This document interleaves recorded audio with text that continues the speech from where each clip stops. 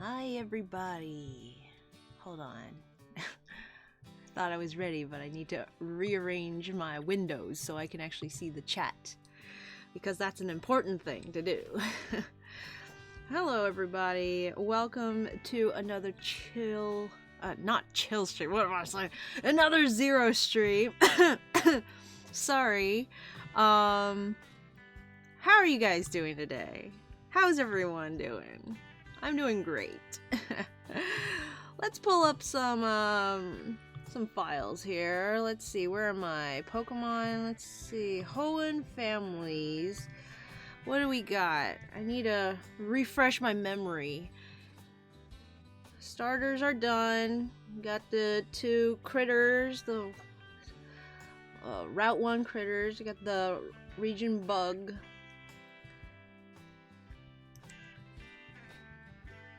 These two guys, I guess they're the version exclusives, right? I don't know. Region bird, another regional bird, and that's about it. Okay, so we're gonna open the last one. I'm gonna do a save as number 11, and I'm gonna delete everything so that we're ready to go with today's family. Pull my list up, and today we are doing Tailowingo Ralts. Oh my goodness, jumping right into it with the Ralts family. Hello Tailwolves, we'll be here for a few moments.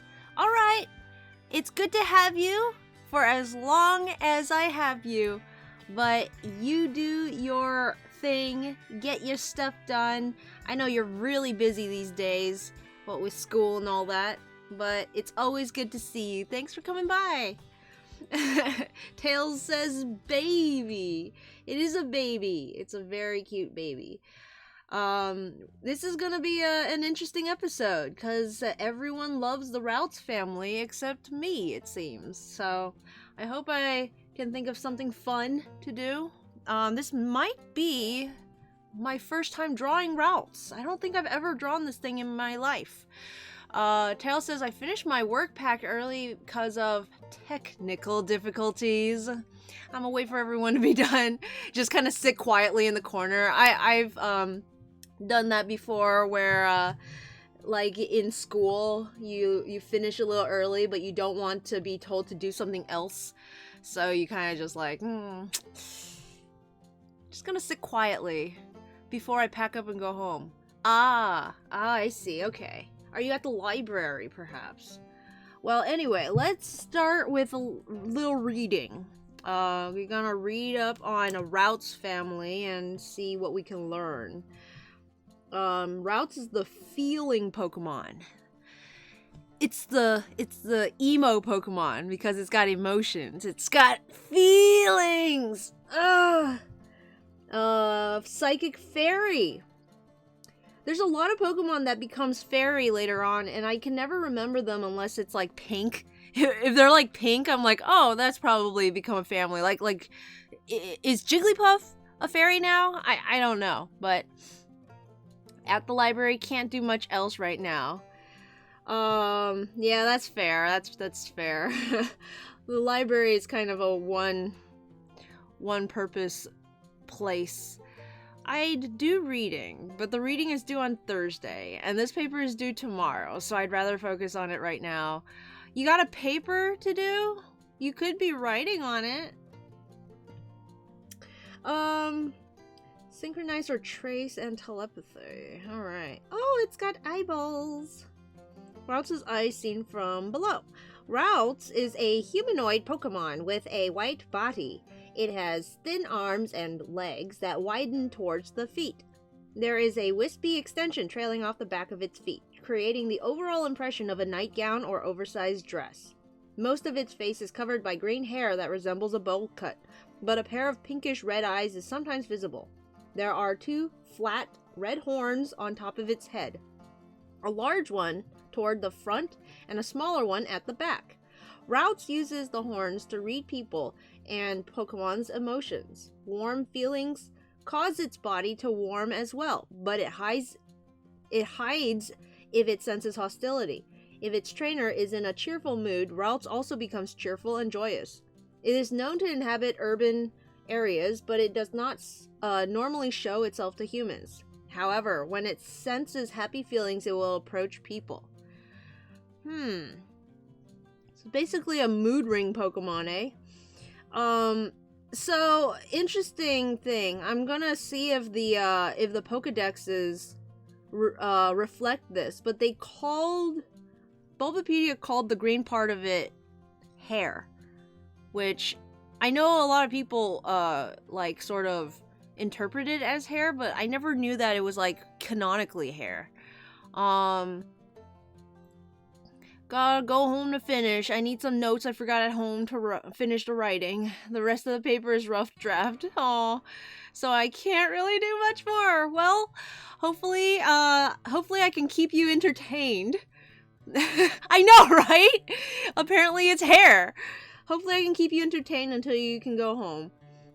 So Ruby says Ralts senses the emotions of Pokemon using the horns on its head, so it confirms that they are actually horns.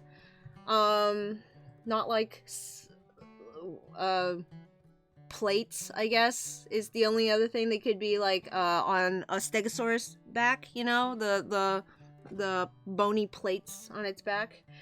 This Pokemon rarely appears before people, but when it does, it draws closer if it senses the person has a positive disposition.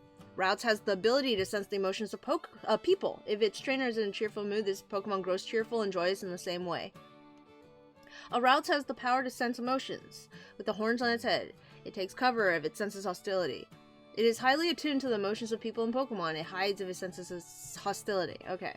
Horns, cheerful people, horns, warm feeling, body warms up. The horns on its head provide a strong power that enables it to sense people's emotions. If its horns capture the warm feeling of people or Pokemon, its body warms up slightly. If the horns capture horns, body warms up, highly attuned to the emotions, hiding from hostility. Yeah, I mean, shoot, it doesn't really... Oh, apparently there's no Dex entry for it in Alola. But apparently it, like, doesn't actually say. So this is actually a Bulbapedia, conjecture. Bulbapedia, you gotta be careful, because a lot of us sort of go to the biology section as a substitute to reading through all of the Dex entries, but Pokemon itself never actually states that it is hair. A lot of Pokemon are missing in Alola. That's interesting that they would not include Ralts though. Anyway, let me take a look. The shiny has the same color as Mudkip. Isn't that interesting? Mudkip colors. Ralts' number in Sinnoh Pokedex, blah blah blah. These trivia facts are not very interesting. Origin. Appearance seems to be based slightly on that of a young child, following the theory that young children can sense feelings easier and more thoroughly than adults. Its red horns also resemble the tips of a heart shape. Oh no, don't say it like that. Now I'm just imagining you taking a love heart and just jamming it into the crack on the head. And it's like kind of poking out. That does not spark joy. Ralts may be a partial anagram of astral, as an astral body. Its other language names seem to follow this. It may also involve relate, referring to the way Ralts will only relate to kind trainers. It may also be a play on waltz, a type of dance. Ralts' evolutionary family appears to have several similarities to dancers.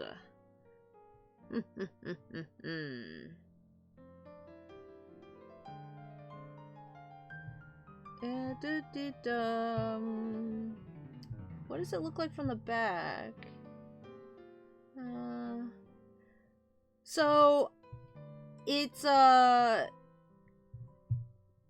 little I don't know, tail thing, that little like wispy part is attached to each of its pant legs. It's not like the pants sort of combine in the back into like one piece. It's separate.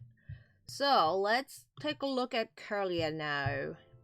This family has one extra family member, I believe. Ew, I don't want to look at pregnant people. Go away. Alright. Curlia is the emotion Pokemon. Oh, okay. So Ralts is specifically the feeling Pokemon. Curlia is specifically the emo Pokemon. Tail says, while you can get all the Pokemon, there's only an Alola Dex. So many Pokemon don't have a Dex entry if you can't catch them in Alola itself. It's believed to be that way, so it's easier for newcomers to complete the Dex without having to gather 800 plus Mon. I mean, that makes sense. Christian Linneman. Welcome to the stream. Ralts is my favorite non-legendary Pokemon. Ooh! Ralts' little tail thing made me think of pants that are too big, so it's dragging behind Ralts. I know, right? And it's like, my pants do this all the time. All of my jeans, they like drag on the floor and then they kind of fray in the back. So that's kind of what I assumed was happening. But for some reason, I guess I just thought it combined into one cloud. I don't know. Yeah, a lot of people really like Ralts and the Ralts line. So this is going to be interesting. Curlia is a bipedal humanoid Pokemon that appears to be wearing a tutu. Most of its body is white, and there are 3 ruffles on each hip. Beneath the ruffles, it has skinny green legs with long pointed feet. Its arms are also thin with 2 digits each. It has green hair. Again, it calls it hair. It has green hair that covers most of its face and reaches its shoulders on either side, resembling 2 ponytails. Large red eyes are visible on either side of the hair that covers its face. On each side of its head is a flat red horn that resembles a hairpin. Curlia's horns are used to amplify its psychokinetic power and distort the air around it. The distortion in the air causes scenery mirages and can cause a rip in dimensions. This ability also allows this Pokemon to see into the future. It enjoys dancing on sunny mornings and grows beautiful when exposed to a trainer with positive emotions. Curlia inhabits urban areas. Okay. Does that mean it grows ugly when exposed to trainers with negative emotions? Or I don't know. Ralts' little tail thing. Oh, okay. They remind me of bell bottoms. They're so big, the pants. All right, gonna head into lurker mode. Talk to you once I get home. Have a good stream. Thanks, Tails. Gee, they are like that. Yep.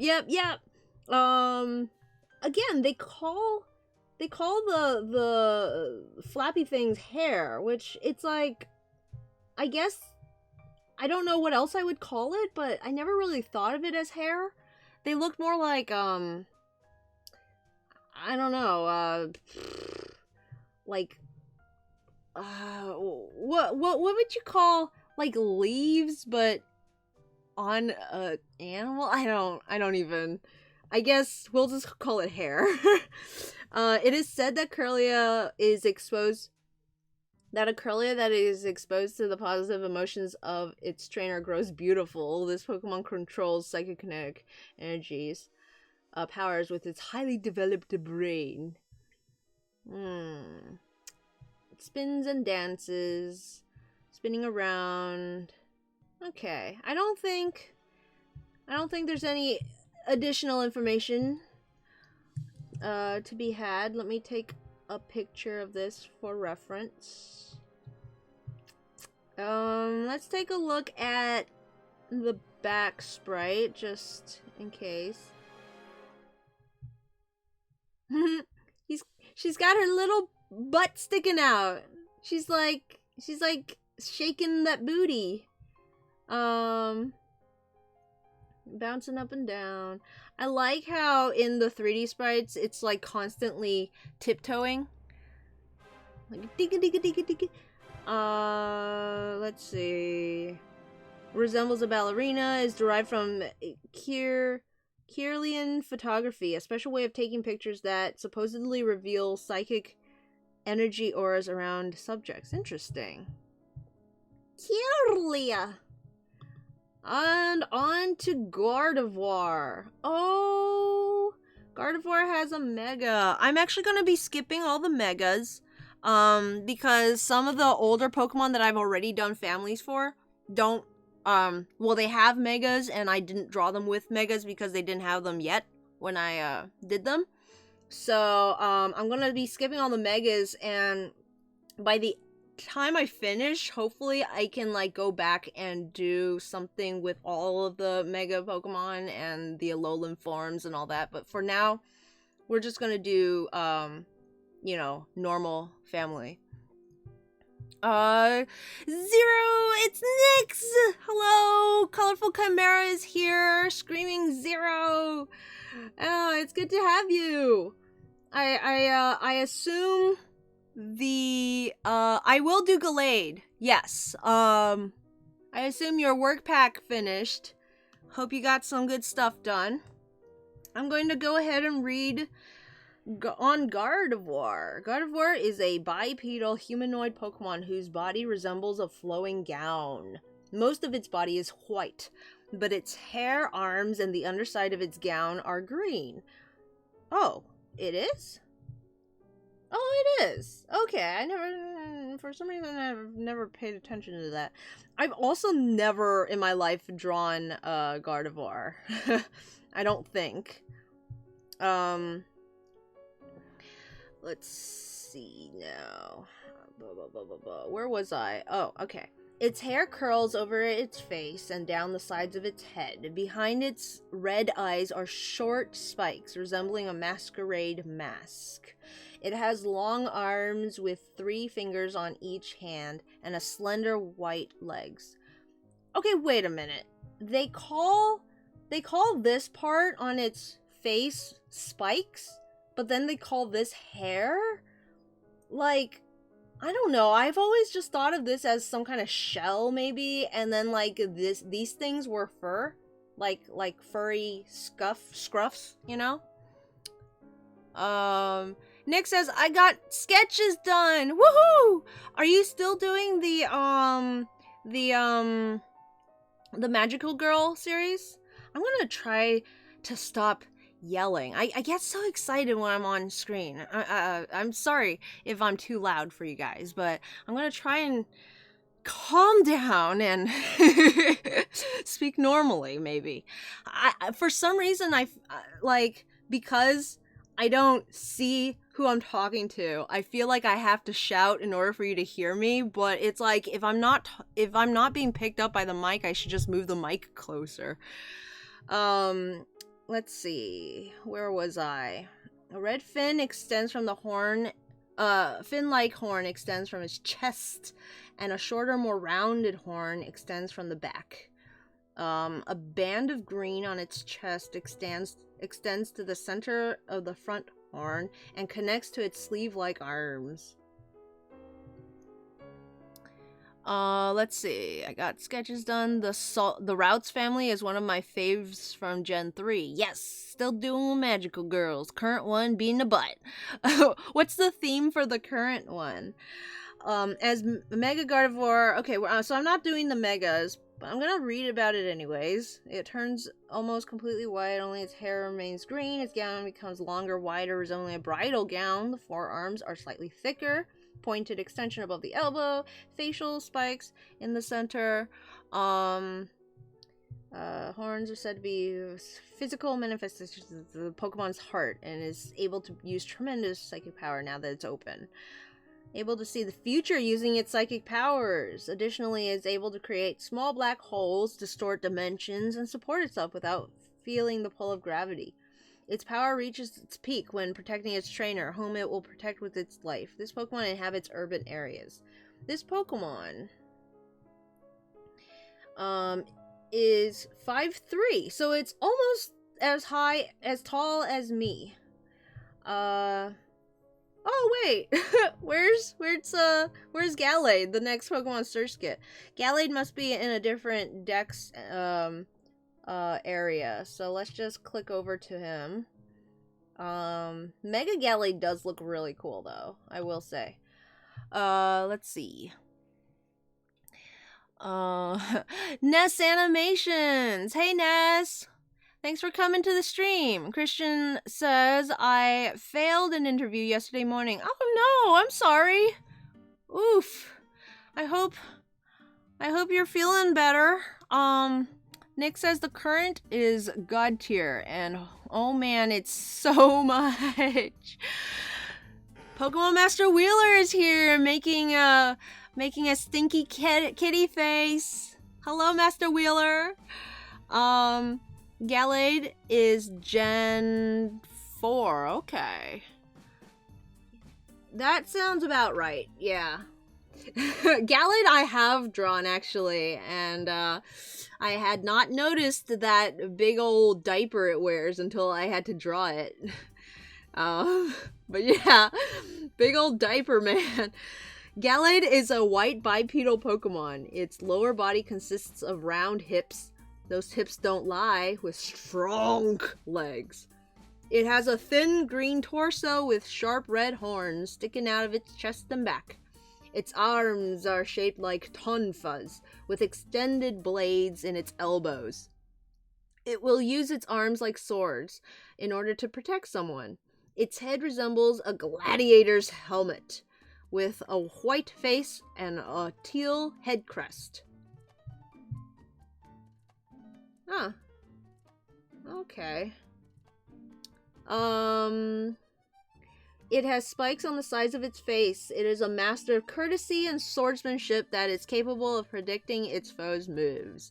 As Mega Gallade, red plates emerge on its arms. The helmet is a cape-like protrusion on its... Wait, the helmet has a cape-like... Interesting. When the situation demands, Mega Gallade can use its psychic powers to reshape both arms into blades simultaneously and fight using a dual wielding style. Its upper body becomes white, and the spikes on its head elongate.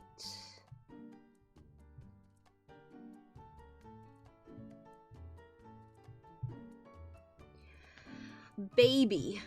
It's a baby. It just looks like a big baby. I love it. Gallade's maybe my favorite member of the family. Gardevoir... Ugh, this ad keeps popping up.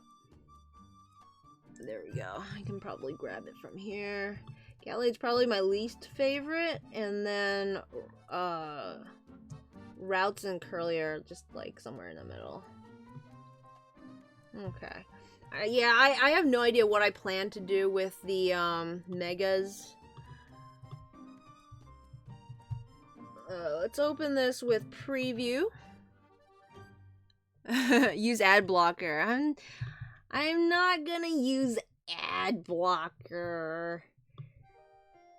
I've, tried before. It does not make sense to my caveman brain. There we go.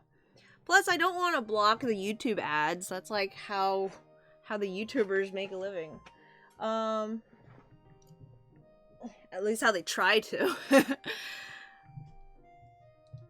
Reshaping its arms remind me of Edward! That's so cool, yeah! It's the Full Metal Pokemon.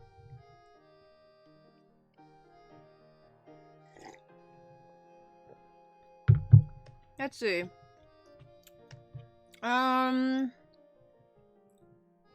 Wheeler says it's fine. Chico says hello. Chico says, anyone know what's up with Ralts' family red thingy? I think they're horns, but when it changes position in Gardevoir and Gallade. They are horns. It says so in the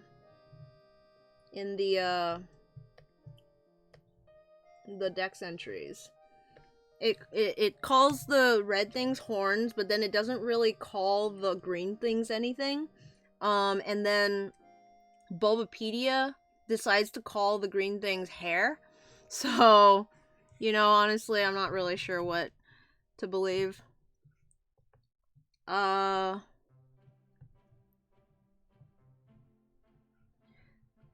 So, this is gonna be interesting. I'm gonna try to learn how to draw Ralts' family and try to think of something interesting to do with them.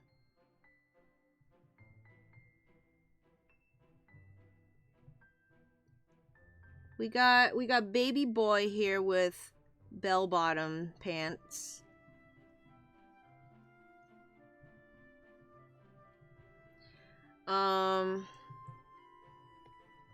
We got baby girl here with her pigtails.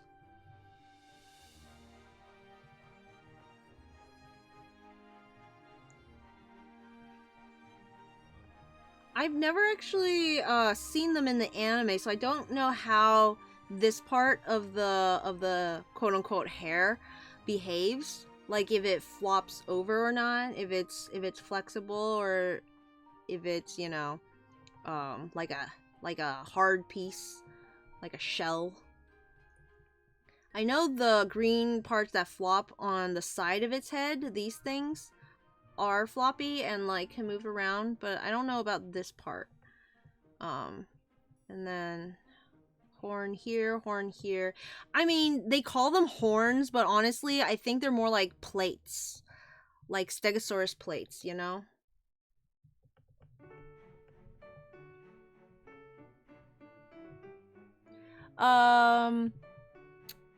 It's the Almighty Onion! Hey!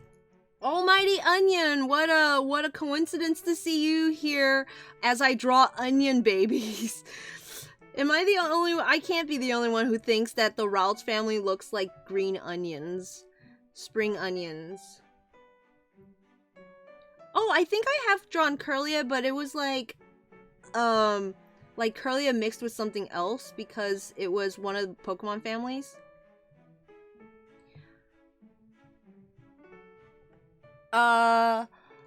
Let's see. Oops. Use Orgalorg. What's the... Wheeler says you can have it ignore sites and let them play ads still. Oh, really? Interesting. Hello, my head hurts and I'm hanging out with my mom, so I might not respond much. That's alright, Onion. Thanks for dropping by anyways. It's always good to have you here. It's good to have everyone here and just hanging out. Even if you can't say much, I will try and do the talking. Yeah, the, Curlia line is, I mean, the Ralts line is, I don't have much of an opinion on them. I have never really given them much thought. I just know that other people really like them, so I'm trying to think of something good to do with them. I don't want to, like, disappoint, but, there's, I don't know. It's one of those, like, Machop, where it's very human. Where are my other... There we go. Okay, here's Mom, and then I'll do Dad later. I just don't like this hair that goes in front of the face. Not a fan of that at all.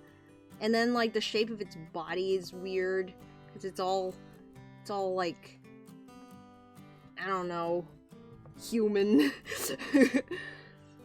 I'm perfectly fine with bipedal Pokemon, but when it gets too human, I start to get a little ugh. Like, I talk a good game and I like defend Incineroar, but I will say if it wasn't for like many different factors helping it out, I would not be a fan of Incineroar at all. There are several things that make me sympathetic towards Incineroar, I guess is the right word for it. And none of those have anything to do with its actual design.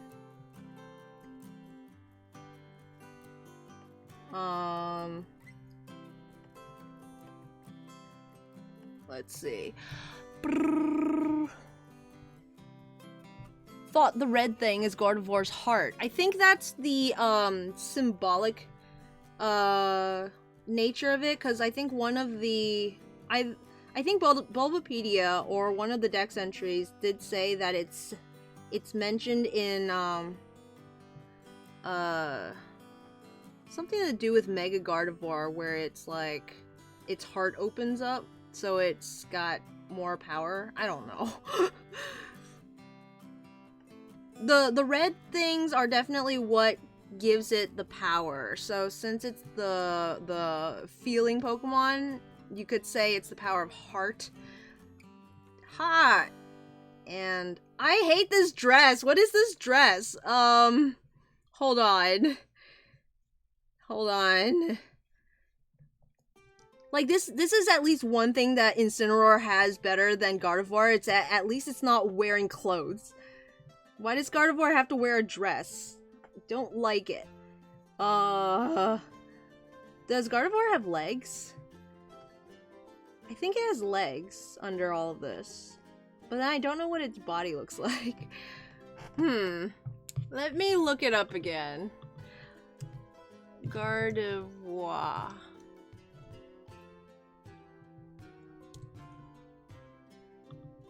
Let me see.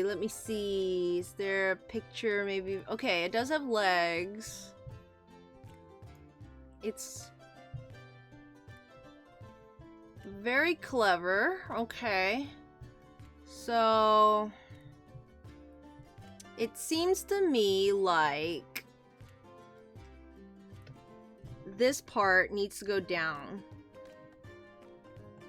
because nobody wants to see Gardevoir's crotch, and then the legs just sort of comes down like that, so it's all hidden and stuff. Maybe the cloak can come out like this, and like this. Maybe.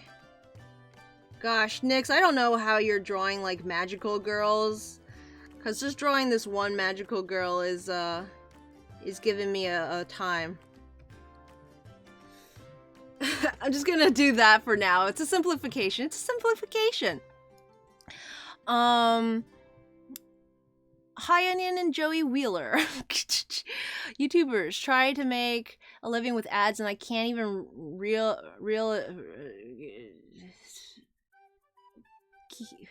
a job at all. Mob.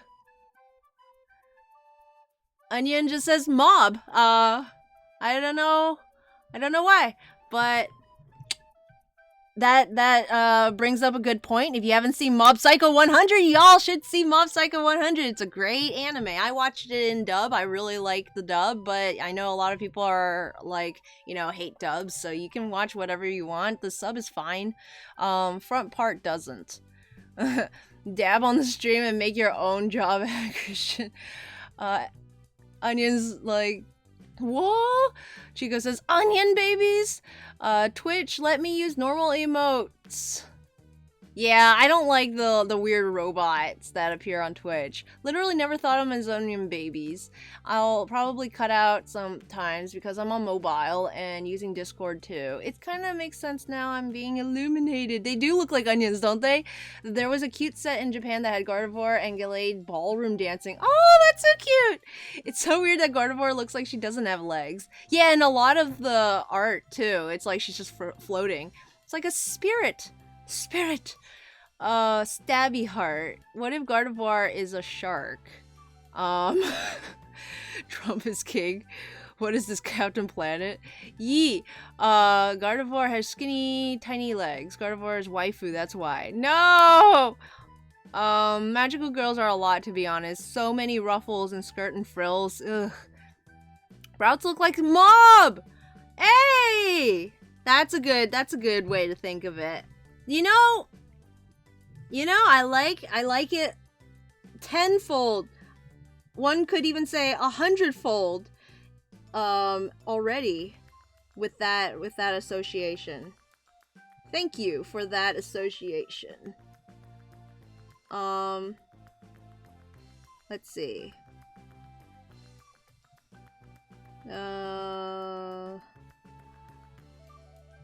Gardevoir has 3 fingers, Curlia has 2 fingers, and Ralts has none fingers. Or you could say 1 fingers if it's just like one enormous finger. What if you had like just 1 finger, you know? Like you're just a normal man, and then like for some reason at the end of your man arm, you just have a single finger. Would you also have a palm maybe? And then it's like just a nail and just like, no thank you. Let's not talk about that. Okay, so Gardevoir, except it's not like smooth, it's got these one finger with fingernails. So like a human hoof, please. That's less like a single finger and more like just a single nail, like a huge nail. How do Pokemon grab stuff, LMAO? By the power of MacTac. they just have like double-sided tape on at all times. And Gardevoir is like, oh no, the sun is in my eye. I must block it. Ugh.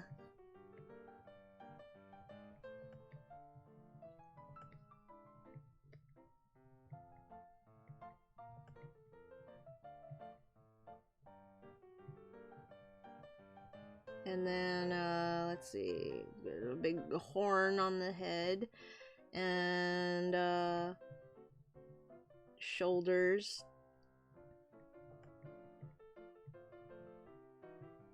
Like that. Body, diaper, leg, elephant legs.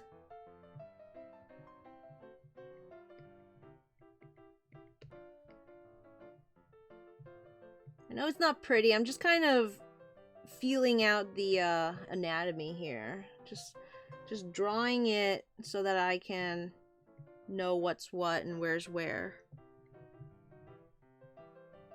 So Gardevoir's horn thing, right? Like here's her body. It's sharp on the front, but it's rounded on the back. So in a way, it does look like half of a love heart. And then on Ralts' head, you got one horn here and one horn here, so you could potentially see that it's like maybe a heart jammed into its head. I don't know about Curlia though. That's you know, Curlia's is just whatever. And Gallade's just kind of sharp on both sides, so it doesn't really fit. Diaper legs. Arceus is just nails. Arceus is just one big nail. It's a gross concept. Because that's what hooves are. They're just a finger and they stand on their nail. Ooh, man, horses. There's just horses, man. Like, I don't, like, everyone loves Ponyta and, like, everyone loves ponies. And I'm just sitting there going, like, horses have human teeth and they walk around on a giant nail. Why? And their bodies are like strange. Dresses don't look like that. I thought they were like pants, like bell bottoms, like Ralts. Sharp boy. How does horse exist? I know, right? Okay. Let's try to think of some ideas. What can I do with the Ralts family? What can they do together? Let's see. Let's see. Horses eat meat. I'm just gonna leave that there. Chico is question marks to infinity right now. Do I do something like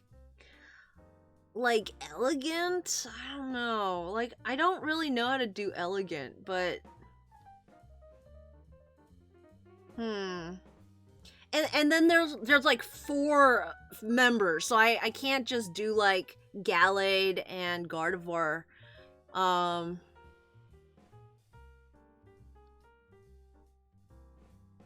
Maybe they're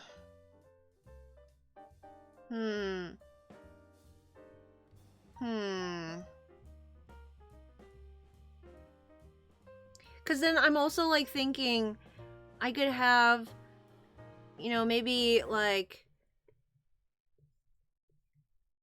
Gardevoir over here and Gallade over here, and then like, I don't know, Curlia like standing on their arms, like all like, yeah, like they just did a performance or something. But then it's like, where's poor Ralts? just not doing anything, just you know, hi, I'm here too. I could also do maybe something more action-y, like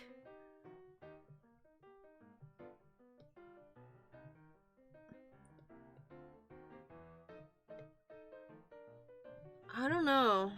Hold on.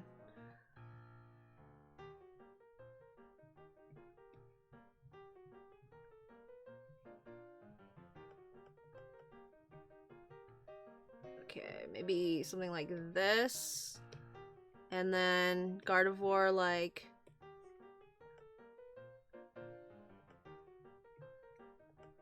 Man, of all the Pokemon, I feel like Gardevoir should have gotten a sword of some kind. You know, wouldn't she look really cool with just a sword?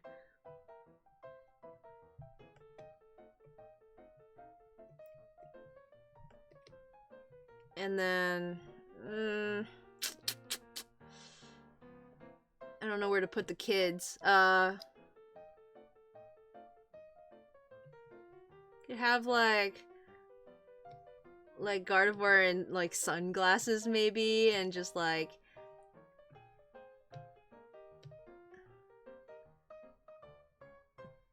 walking along, and then Gallade's like got all her like shopping stuff and carrying Ralts maybe, like a baby, and like got the like the shopping bags. Like just like and like Curlia is like, yeah, I wanna go over there, where? I wanna go over there.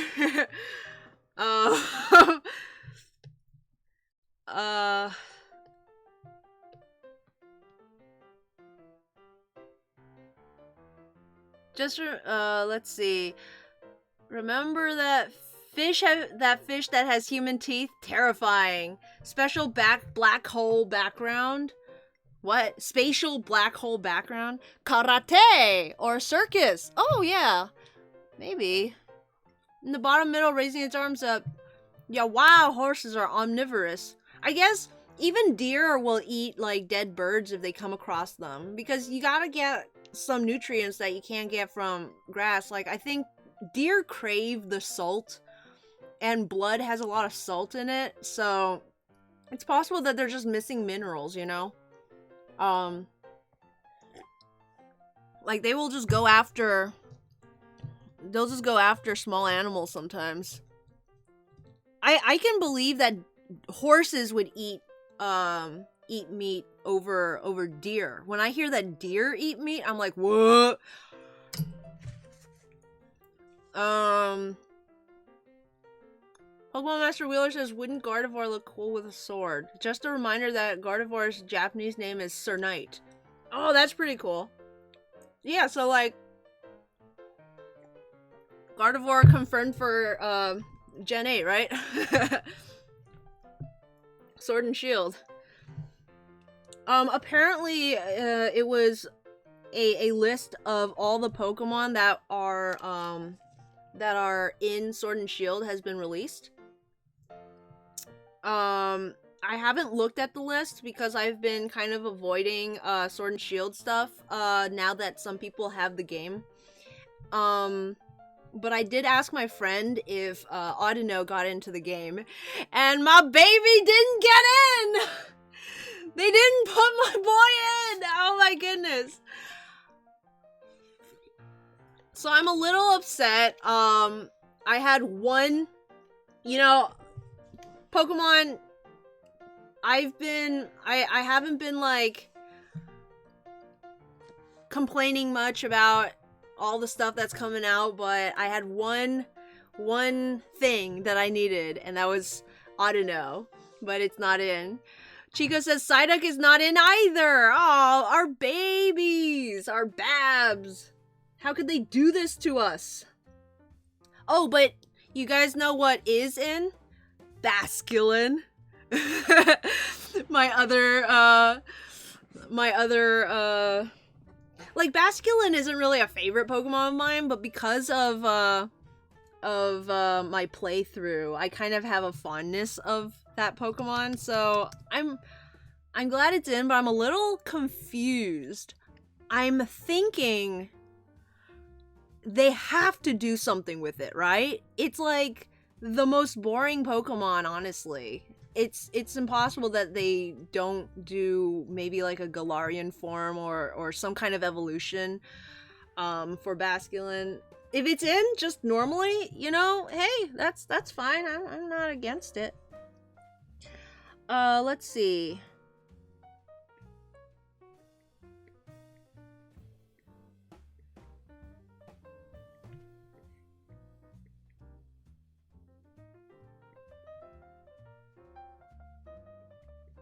I like Gallade. Of all the members of the family, I always come back to thinking I like Gallade, except for that diaper hips it has. Kind of puts a damper on it whenever I remember that it has that. But hey, he's rocking it. It's not a great Pokemon to like pose, because then it has these like arms that it fights with, but honestly, who fights with arms like that? When you have Tonfas, you kind of like swing them around. These are attached to his arms. Chico says, Game Freak, hey, remember that ugly fish nobody cares about? Hey, Basculin's a good boy. Almighty Onion says, I cry and reach for Samurott.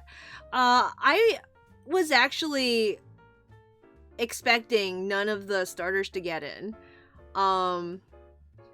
So I wasn't too surprised when my friend came crying to my shop saying none of my favorites got in. I don't have any like Typhlosion or Squirtle and I'm like, I'm sorry, dude. But yeah, the starters are like, you know, it's to make room for some other Pokemon. I felt like they probably wouldn't all get it. You can't just pick and choose starters. You either put all of them in or you just don't put any of them in. And obviously, Charizard gets in because he's Charizard. Wanted to see Ralts. It's so cute. Oh, welcome, Leonard. Leonard Mapache. Welcome to the stream. Nick says, I'm back. Wheeler says, the only thing I'm upset about is the starters is they used it to make Charizard even more special than all the rest. Yeah. Yeah. I mean, at this point, it's like, I kind of, it's an old dance at this point, you know? It's like I could be disappointed, but honestly, I don't know what else I expected. Game Freak. Just shake my head at Game Freak. I don't know. Oh, okay, what if, something like...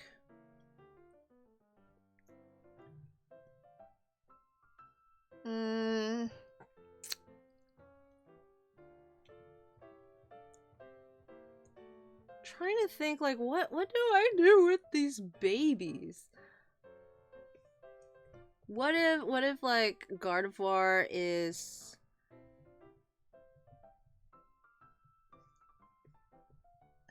it's just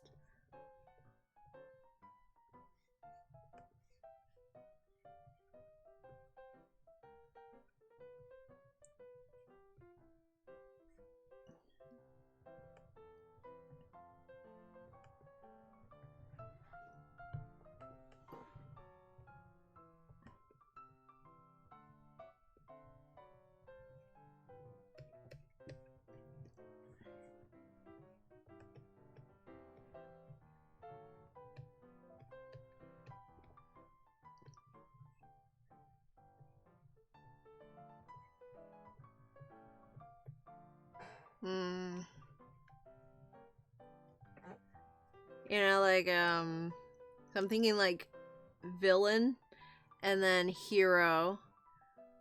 Should I give her a sword? I really want to give her like something, but she doesn't have a sword. Maybe if I give him something, I can give her something.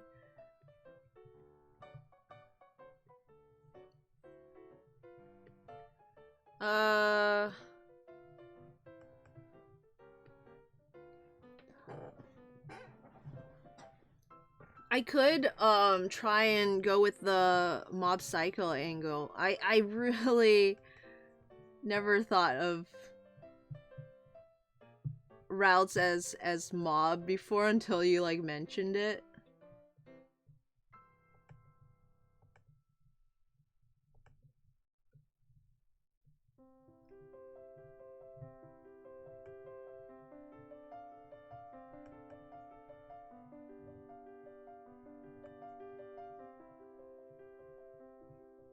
The mob is more like, if mob was a Pokemon, I feel like it would be more like, what's it called? Esper? Is that the cat name from, that one generation? Let's see.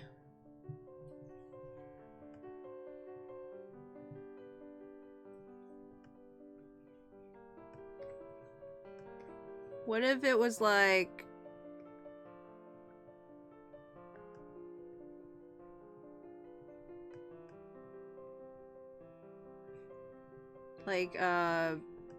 something like he can't handle all the emotions. There's too many emotions. And so he's like kind of maybe crouched over like eh.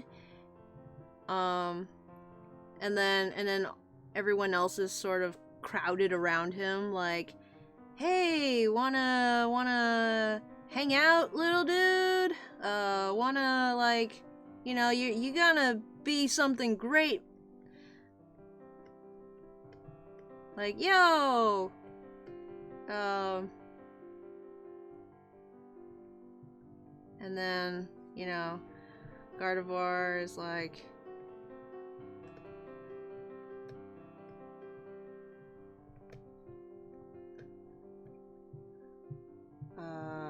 also kind of, man, these I don't know how to make them crowded. They're too like long.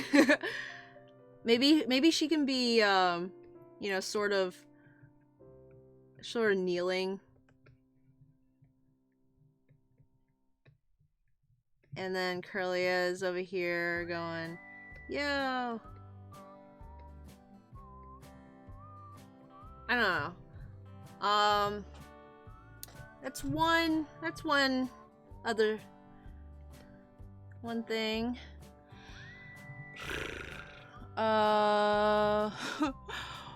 Wait a minute.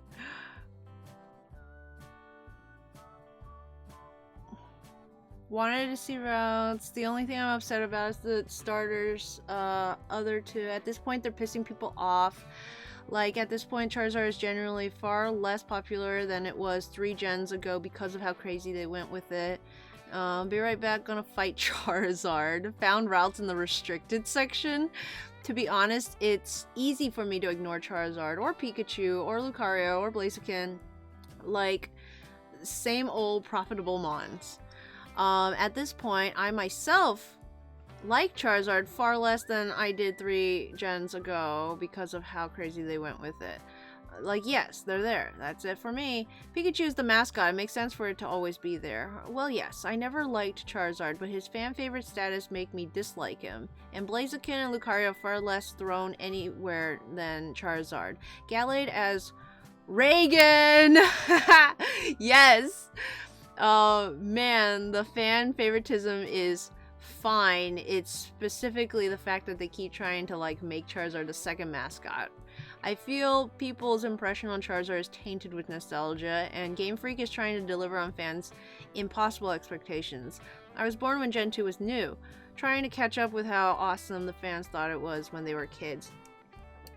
Well, you say that Pikachu is okay to be, like, overused because it's the mascot. Is it wrong for Game Freak to want to make Charizard the second mascot?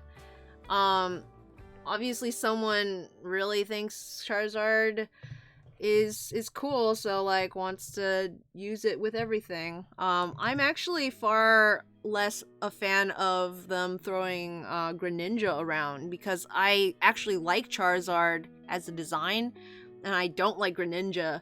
So Greninja kind of got some kind of, you know, a bit of that fan favorite status where it was, like, everywhere, like, you know, in Smash and all that. And I'm like, I don't really care for this Pokemon.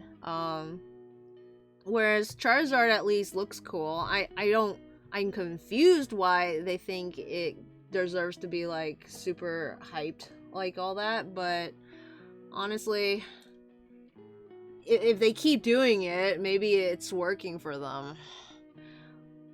Far!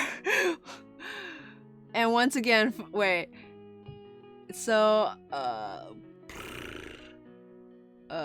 so I'm immune to Gen 1 nostalgia. Wheeler says, I think Charizard isn't as okay, specifically a trio, and once again, far. Greninja is far less popular than Charizard. Oh my lord. I cannot words today. Don't worry about it, Wheeler. I can sense your feelings. Just like Ralts. Whoa, what do I do? What do I do?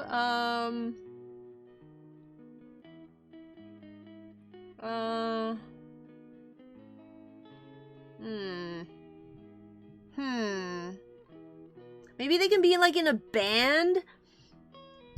Uh,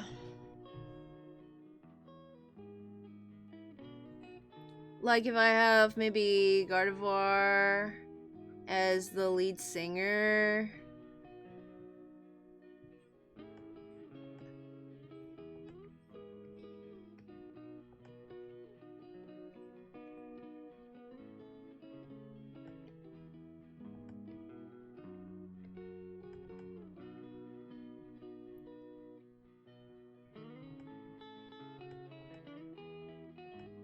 I don't know how to dress. Gardevoir, how do you do dress?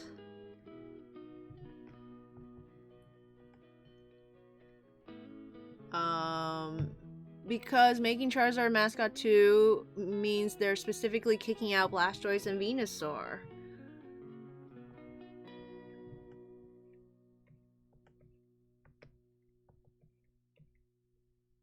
I mean, Red is their protagonist, right? That doesn't mean, like, anyone who got Pokemon version Blue was invalid.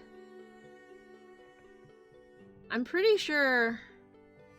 Yeah, like, Gary's canonically with Blastoise.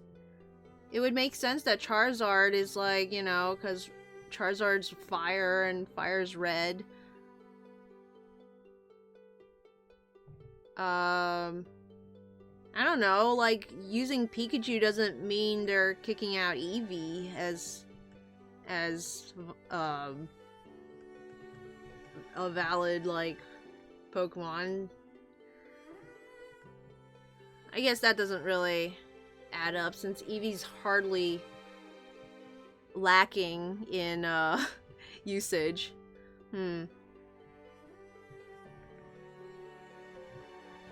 I mean, yeah, I feel for the people who are like, boohoo, I liked Venusaur or Blastoise way more than Charizard, and they're not getting any love and all that.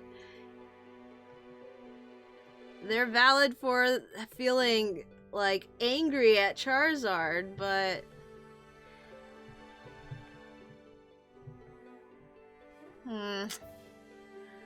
Hold on. It's hard to words when I'm also trying to think of something good to draw.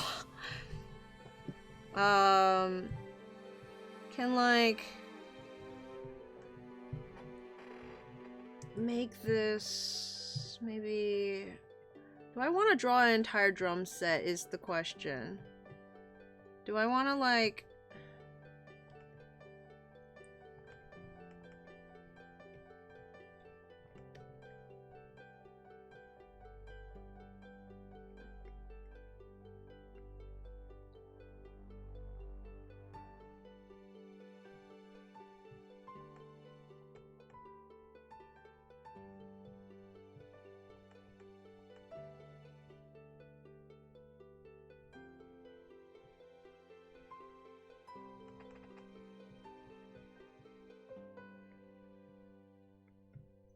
a Ralts back here, and,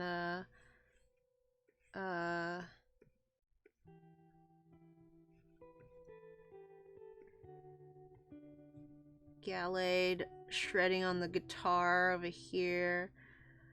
I don't know what a electric guitar looks like. I'm just gonna make a weird shape.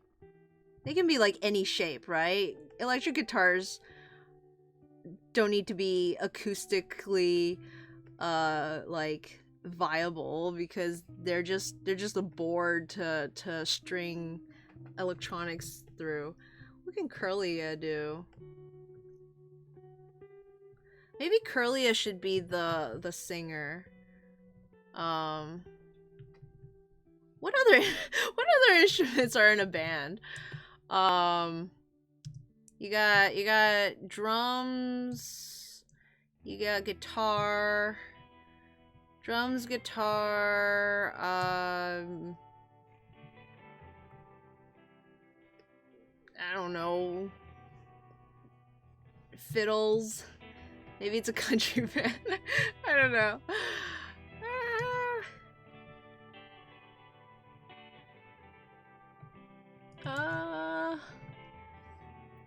They're literally kicked Venusaur and Bulbasaur out of Swish.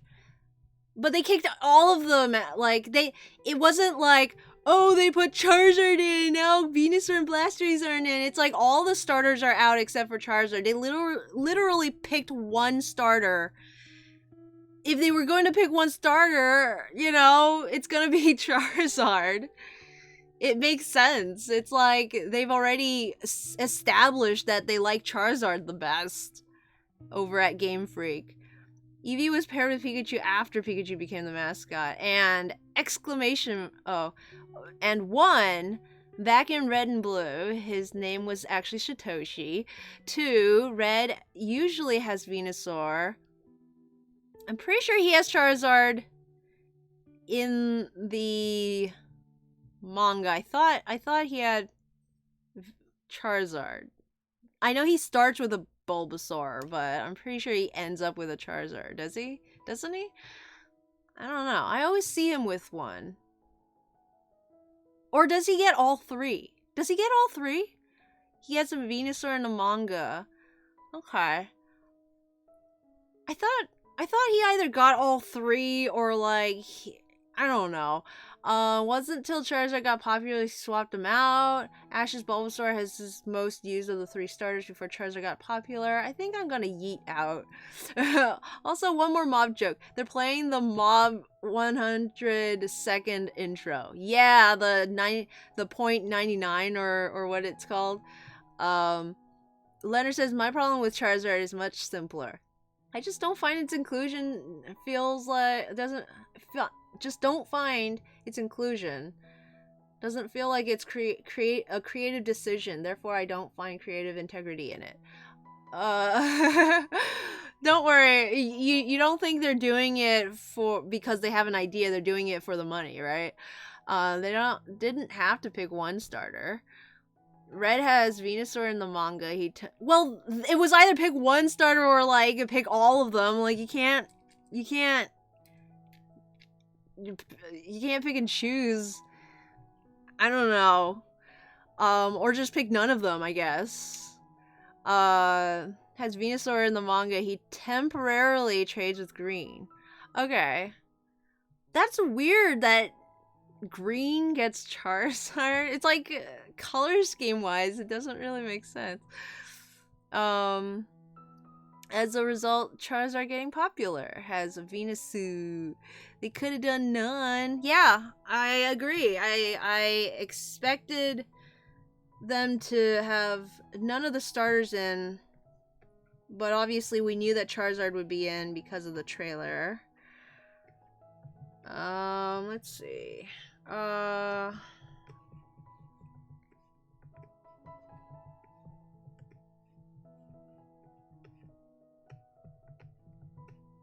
But I don't know.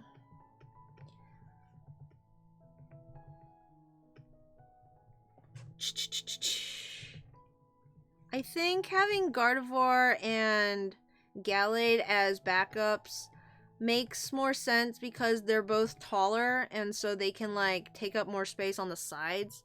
And then Curly is a little kid, so Curlia can, you know, be up front.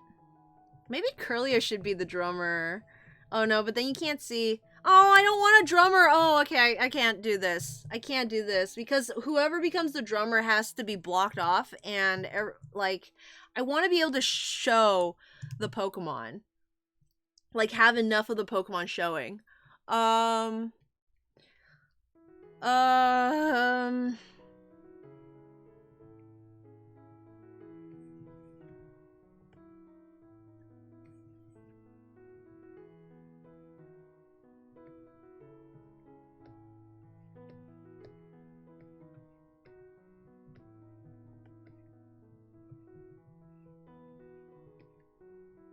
Let's see.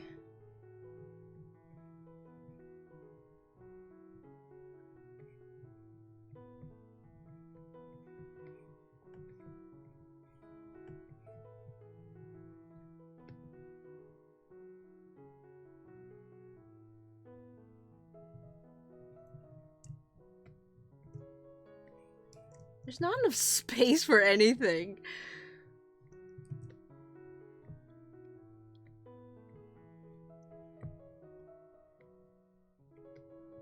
How do you composition?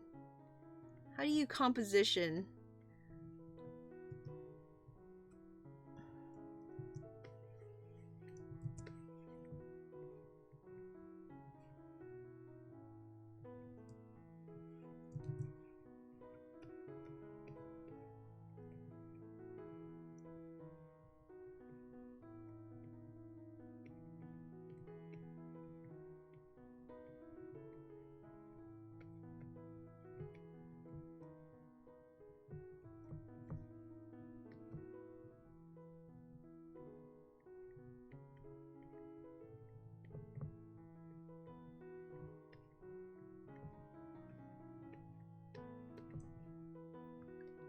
Checkmate. I've sunk your battleship.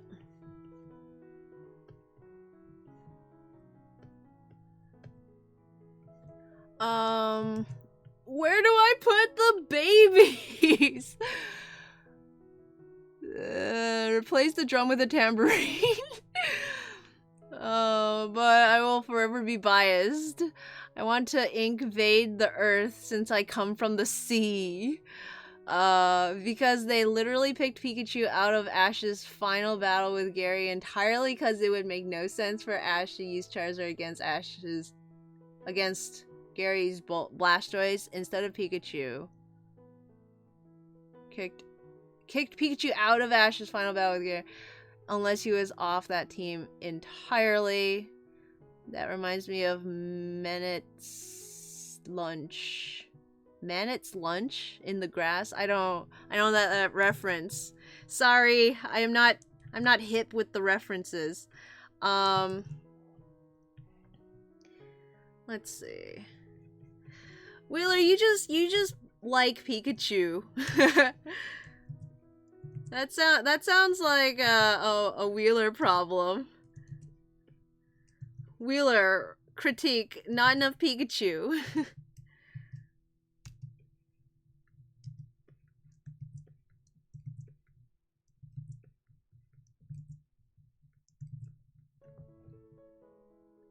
No, that's a legit problem. Not enough Pikachu is always a legit problem.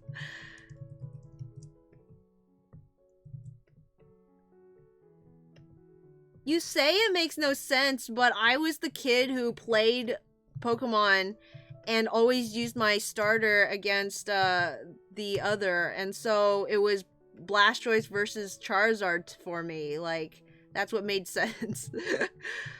I know Ash's starter was Pikachu, but like you couldn't get Pikachu as a starter in the game. How am I gonna live my like self-insert fantasy? Let's see. I need to. What should I do? What should I do? It's been a whole hour of just nothing. It's a famous impressionist painting. Oh, Manet. For some reason, I thought you were like making a reference to some game that I didn't know. Monet. I always get Monet and the other one mixed up. I can never remember which one was which. So Ash's starter isn't involved in a big final against his rival star. Except, like, he has a Pikachu. How does that ever make sense? Who in the right mind doesn't evolve the Pikachu? Makes the baby try to stop the fight. Oh! Which baby? Let's see.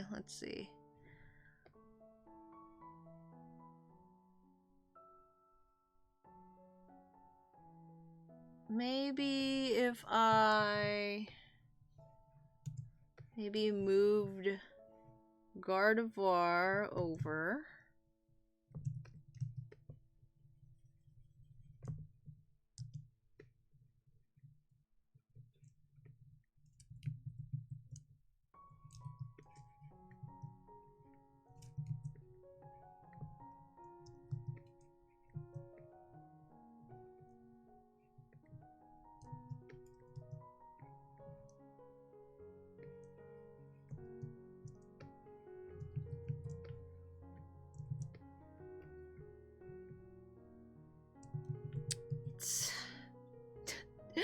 shoot. Don't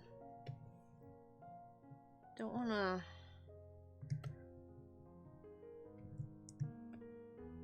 Maybe move him down.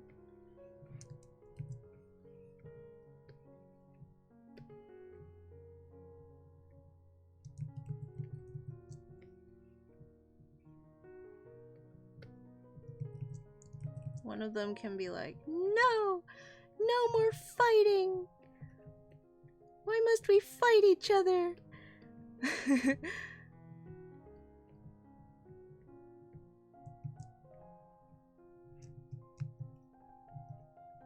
T-pose for dominance!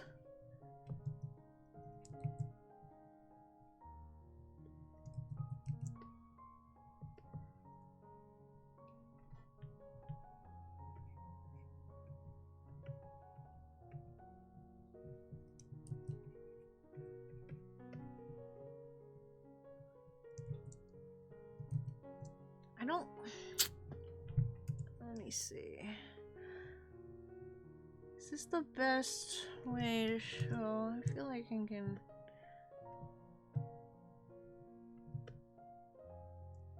Oopsies. Grabbed Gordivor's dress there by accident. Made her too big. Make her a little closer to the Gallade, maybe. So she's standing here.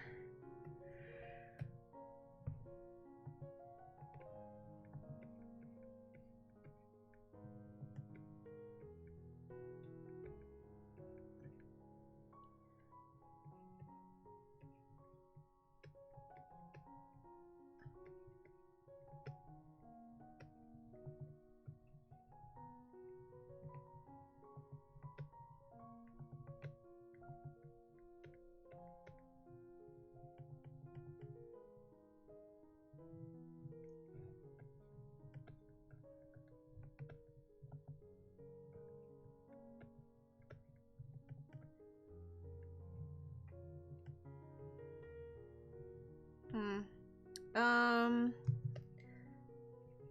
think I'll maybe move this over.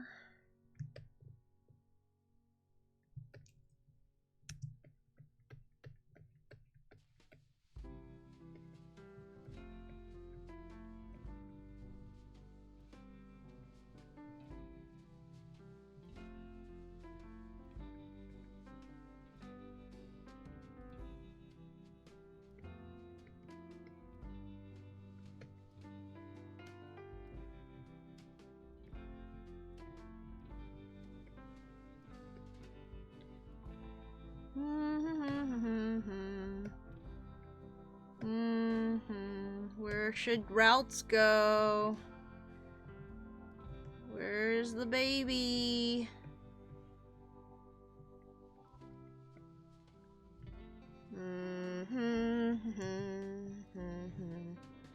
Gallade's a little too close for to the edge, I think. Maybe if I can rotate him slightly more, have him a little more on an angle.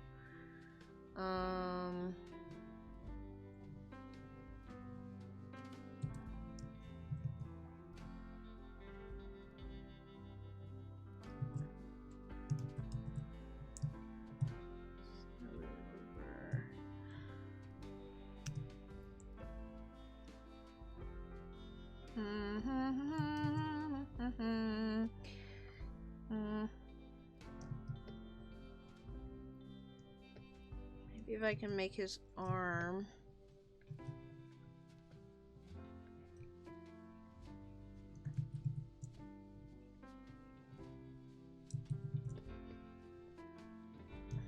Like that, and then I can move him over. And then maybe stick Ralts right next to him, like he's helping him up or something. I don't know.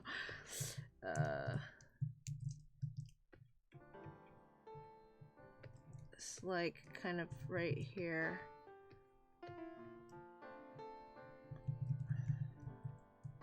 No, he doesn't really fit there.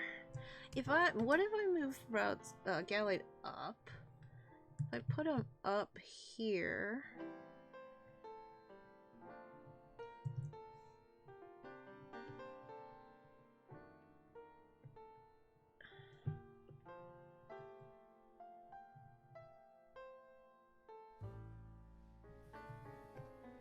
Could I then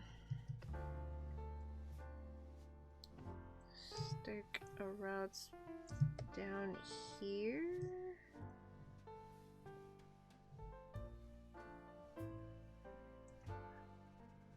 I don't wanna block anything, you know? I don't know how big Ralts is in comparison to the others. Okay, now I want to move him back down. Do I? Do I? Maybe just slightly higher. It's actually a little better, I think. But then I can't see Curlia's face. I think I want to see Curlia's face.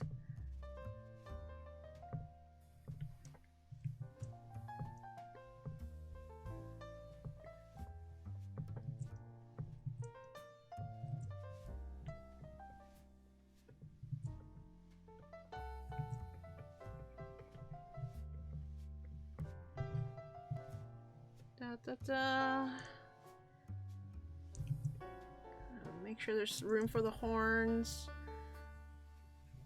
Gardevoir's like, why do you protect him? Ralts is tiny. How big is Ralts? Let's see. Gallade is my size, I assume, if he's the same size as Gardevoir. Ralts is... Ah! Ralts is a foot! Ralts is tiny.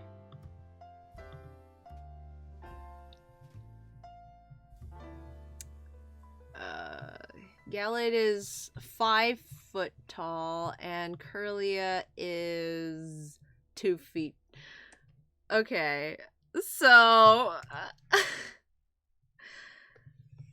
I'm gonna shrink this part of the drawing all the way down. Gardevoir is gonna shrink a little too because she is in the distance. So she looks a little small, but that's because of that.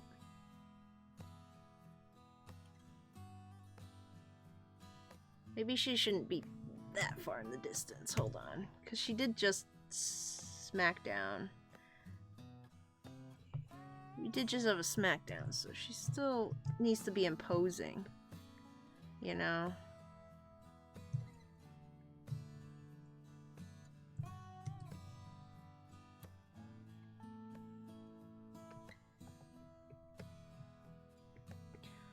Do I want Ralts to just be doing the same thing Curly is? I don't think so.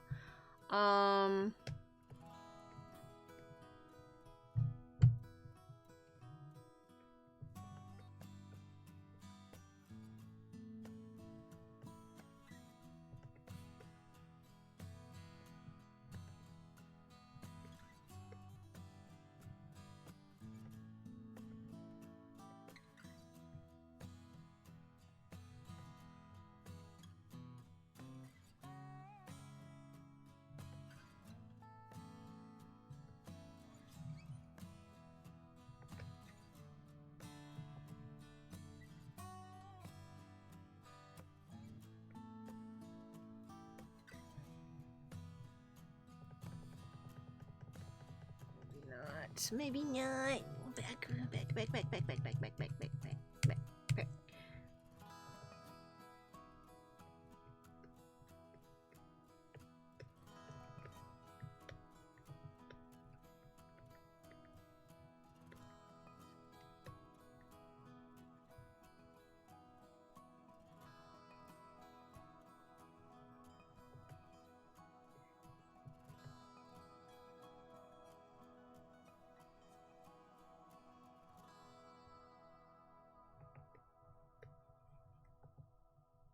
Maybe...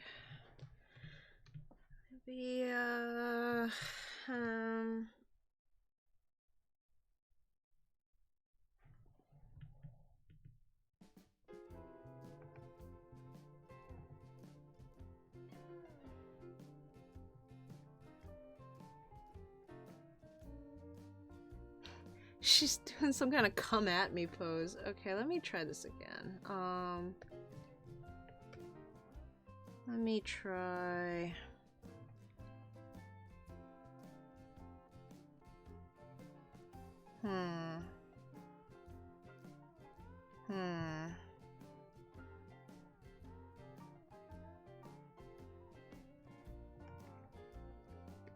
I do kind of like what I got going for Gardevoir right now, so I'm gonna trace this.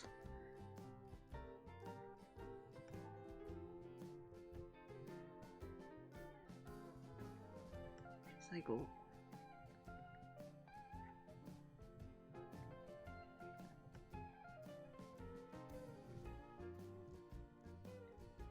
Got that going.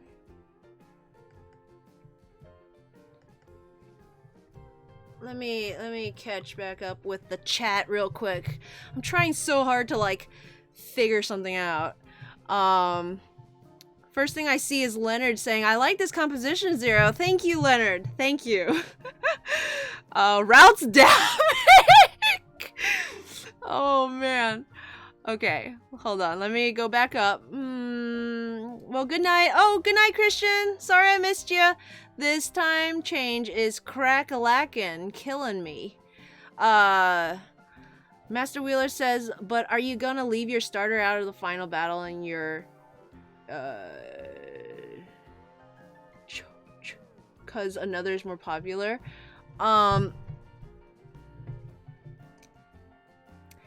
Yeah, I mean...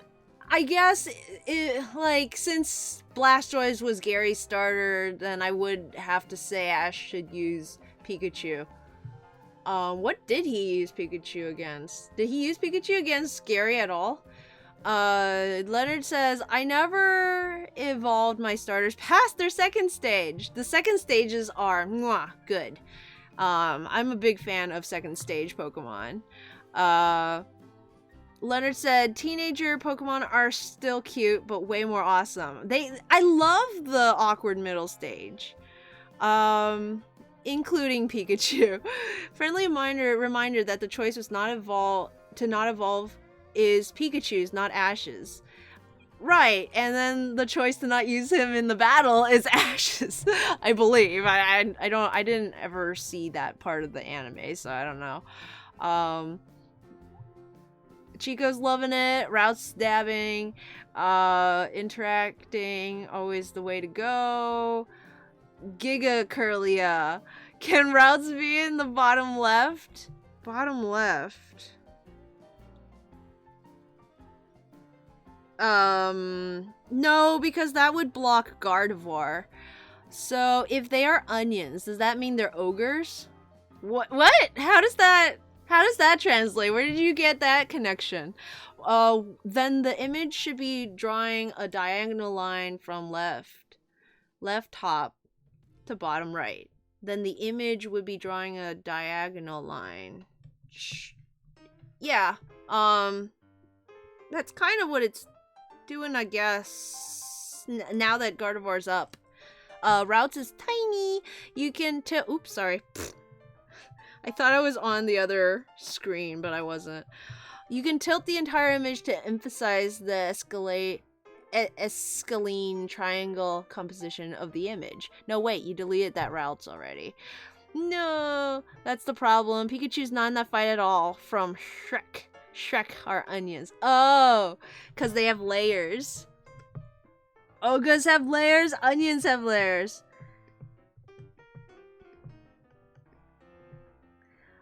Let's see, okay. Yeah, Ash definitely should have used him somewhere in that battle. Was Charizard really that popular even back then? Like that he was getting all the special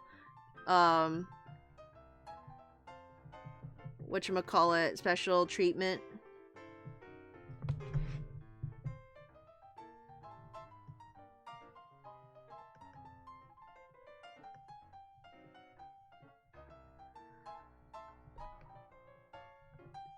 Honestly, I could be just as upset as any of you about Charizard. I'm just tired of the negativity. So I try to justify it or like accept it, you know, or try to enjoy it because it doesn't seem like it's going away. Charizard keeps getting special treatment. I was super upset about it with the Charizard Mega Evolutions when he got 2 Mega Evolutions and for no reason at all. That was like I was a pissy boy when that happened. But at this point after all this time, I'm just kind of like Charizard's cool. Yeah, I have Stockholm syndrome. What about it? What does Gardevoir look like again?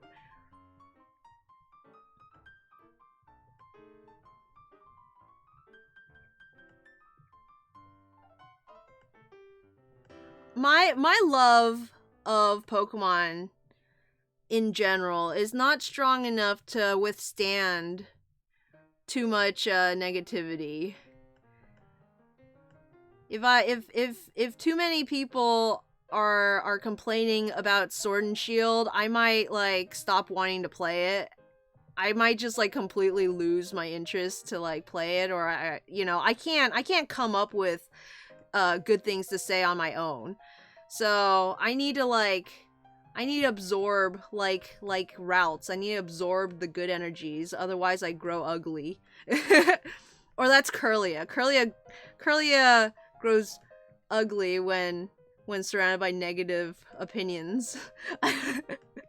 Is that how it works?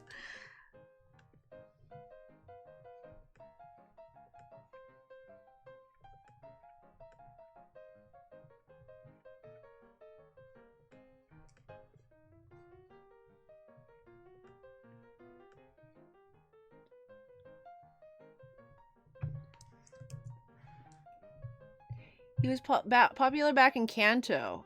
That's, I feel like that's just Pokemon then. It's not a new thing, you know? People are like, oh, why do they keep doing this with Charizard? It's like, that's just what Pokemon do. It's been there since the dawn of time. It's green after all. Charizard was also the last Pokemon Ash used in the Indigo League. He was brought up for the Black and White anime. I honestly have only recently gotten annoyed by it. It's the fact that it's never ending that's pissing me off. Without spoiling anything, I'm loving the leaks and the direction the new Pokemon is taking. More dragons are always a good thing. You'll see what I mean later. Oh boy. Fairy type 0. Must protect. What I can say is James Turner is taking the artistic direction and making the artistic decisions, and if you love Gen 5, you will love Sword and Shield, at least aesthetically. That's really cool. I believe you're saying James Turner, is he the guy who did Vanillish and Vanillix? Let's see, so far, I have liked Wooloo. Sorry for like, okay. Like, Sword and Shield spoilers, I guess. I'm gonna wait a few minutes, and if you really don't want me to talk about Sword and Shield spoilers, say so in the chat, and I'll probably avoid it. I don't actually have that many. I've not been keeping up very, very closely, so I say spoilers, but it's like the smallest amount of spoilers. Because I've been kind of wishy-washy about whether or not I want to be following all the news. I was following whatever my friends showed me. You know, I wasn't like seeking it out myself. The trailers, obviously, I was really into watching. Gotta get that official, you know, release information. But other than that,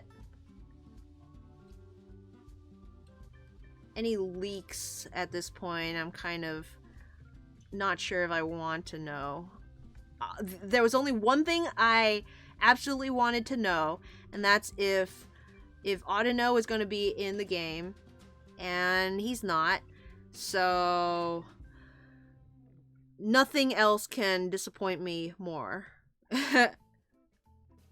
Nothing else can make me sadder than the fact that Audino is not in the game. And so, you know, they can do whatever they want. It's not going to bother me as much as that fact.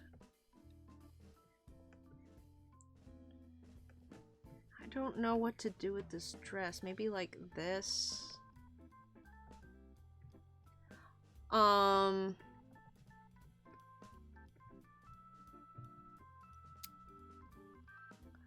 Leonard says, what I can say... Oh, okay, I got that. Yup. Neither is Pig Knight. I mean, but Pig Knight's a starter, so that's fine. Because I already expected all the starters to be out. I also wasn't surprised that... Okay, this is where the spoilers start, okay? Not surprised that Pat Rat is not in, being a fairly unpopular first route, you know, critter. Figure they couldn't put all of those in.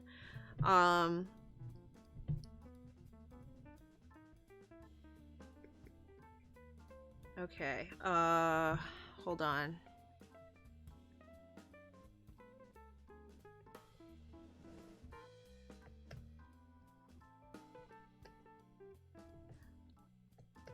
Okay, so Gardevoir is fine the way she is. I think I want to redraw Gallade.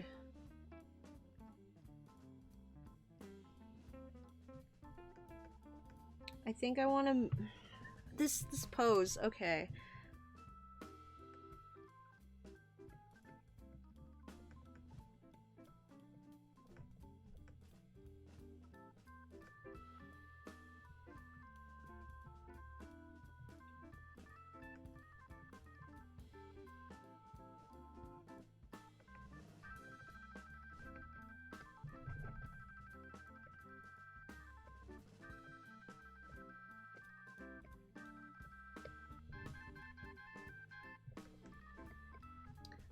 Okay, so I brought his other arm out. He's got both arms showing now. There's his neck, so his head's gonna have to be here.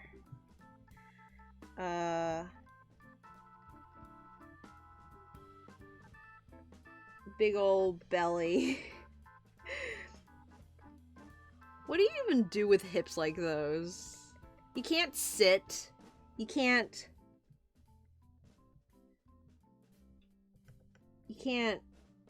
do anything.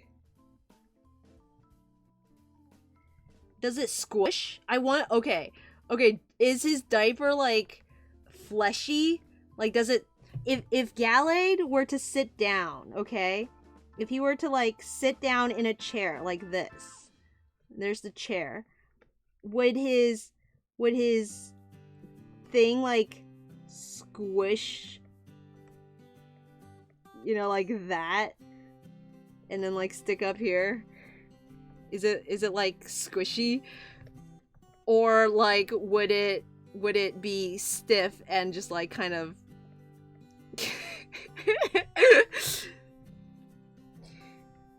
or maybe it's like here and then it like kind of bunches up at the like this, like a cushion?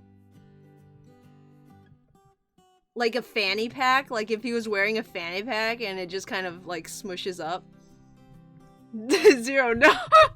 That diaper is full. In a poll made to 52,000 people with the purpose to prove every Pokemon is somebody's favorite, Execute, Patrat, Molawolo, Skorupi,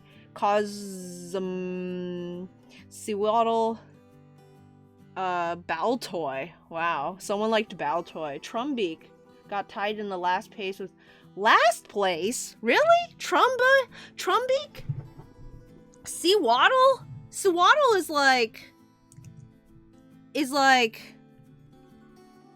Sewaddle kind of looks like Raven from Teen Titans. I'm surprised it got so low. I have no idea what a Cosmoem is. Cosmoem. That diaper fool. Stiff. Just never sits. Just constant vigilance. I'm spittling all over my tablet.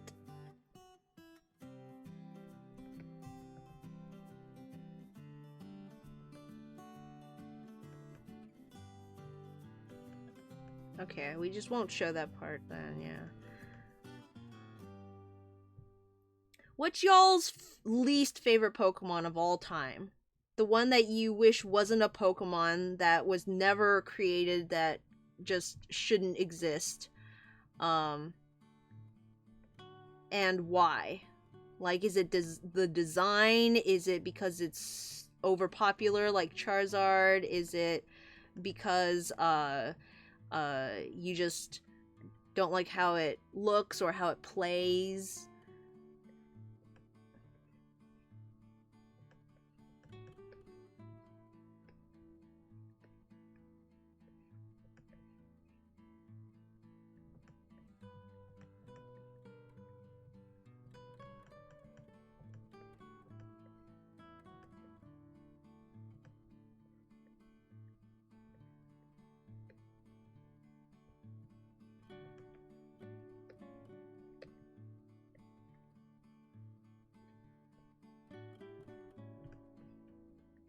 I'm trying to think of mine. It's, you know, I know Pokemon. I have Pokemon that I'm not a fan of, but I'm trying to think which one would be like my absolute least favorite. Which Pokemon like offends me? I can't remember. There's definitely one, and like when I remember it, I'm gonna like be like, oh yeah, that guy. I sure don't like Cryogonal. What does Gallade look like from the back? Hold on. Hold everything.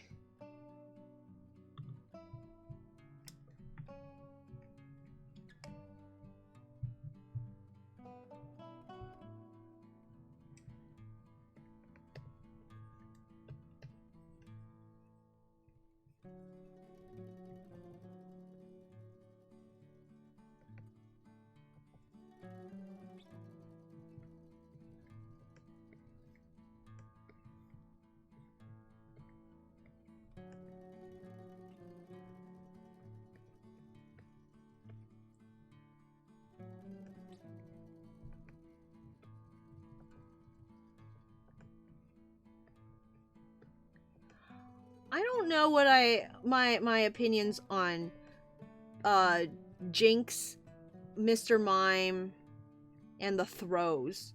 For me, those Pokemon all like exist in the same sphere of me no likey, but me can likey, and I'm not sure anymore.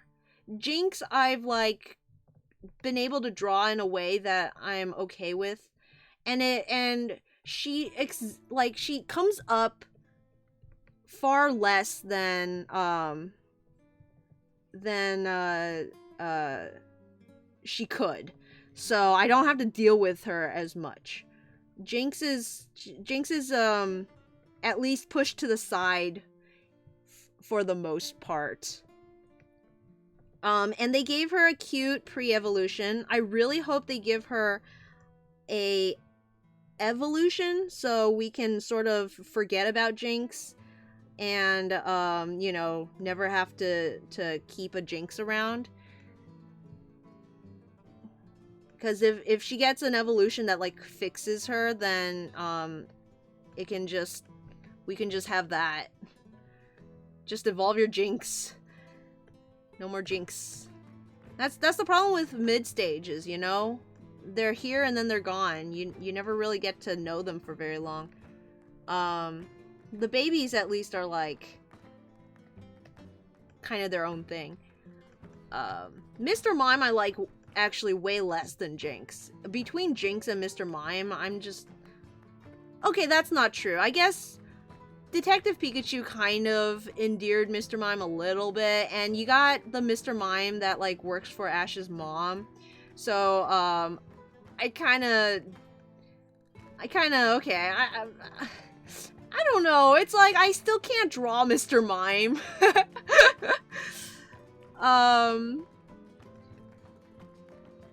I still haven't figured out a way for me to personally draw Mr. Mime in a way that like is aesthetically pleasing. So I think that's why I always think that I don't like Mr. Mime as much as Jinx. But to be fair, I don't like Jinx even when I like see it in stuff. And thank goodness I don't see it in stuff anymore because they don't like to use Jinx.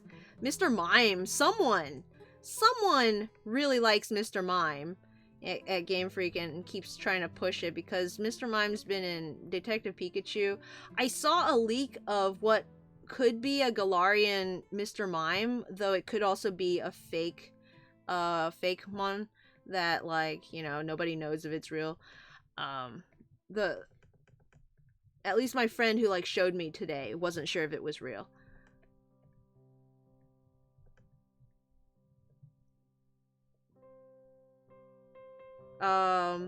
But it looks pretty good. If it is real, I would be happy with it. And I think it got an evolution, I want to say. Mime Jr. is cute. I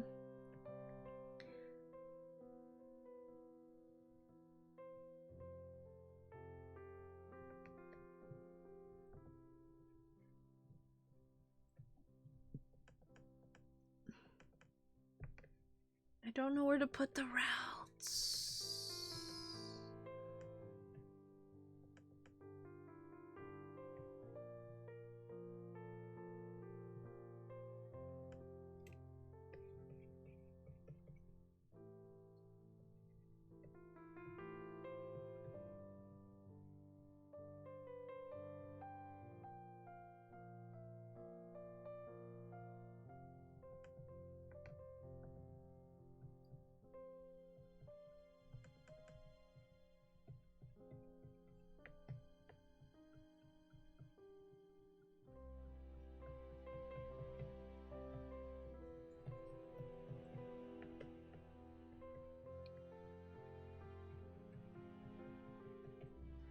Trying to think. I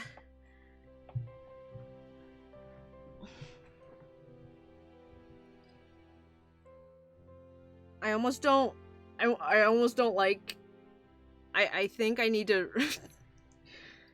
Don't hate me. I'm gonna save it so that it is still there, but I'm going to try something else with this.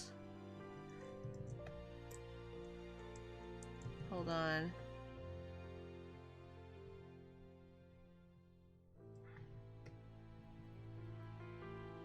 Don't worry, I still have it here, so if I don't like what I'm doing, I can bring it back over. But what if I twist him around?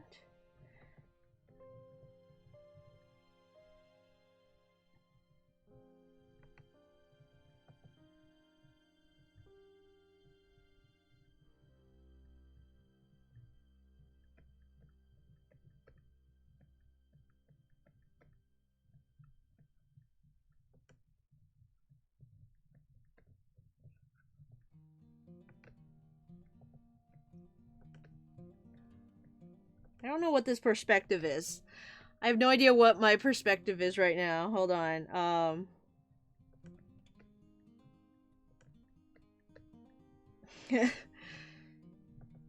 He's coming towards us now, like this.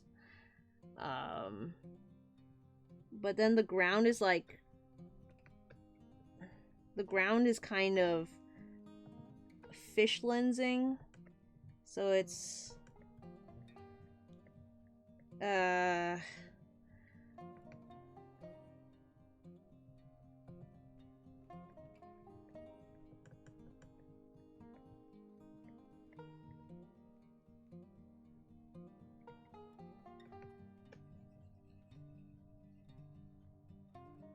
Just start over.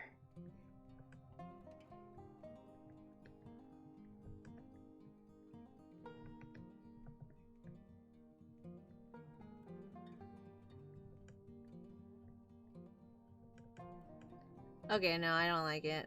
Just stay with this one. It's like, I don't know. He doesn't look hurt enough. He doesn't look like he's, like, injured enough.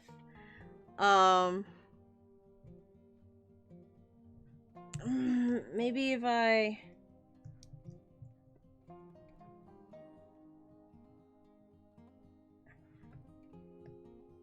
change his face? I don't know.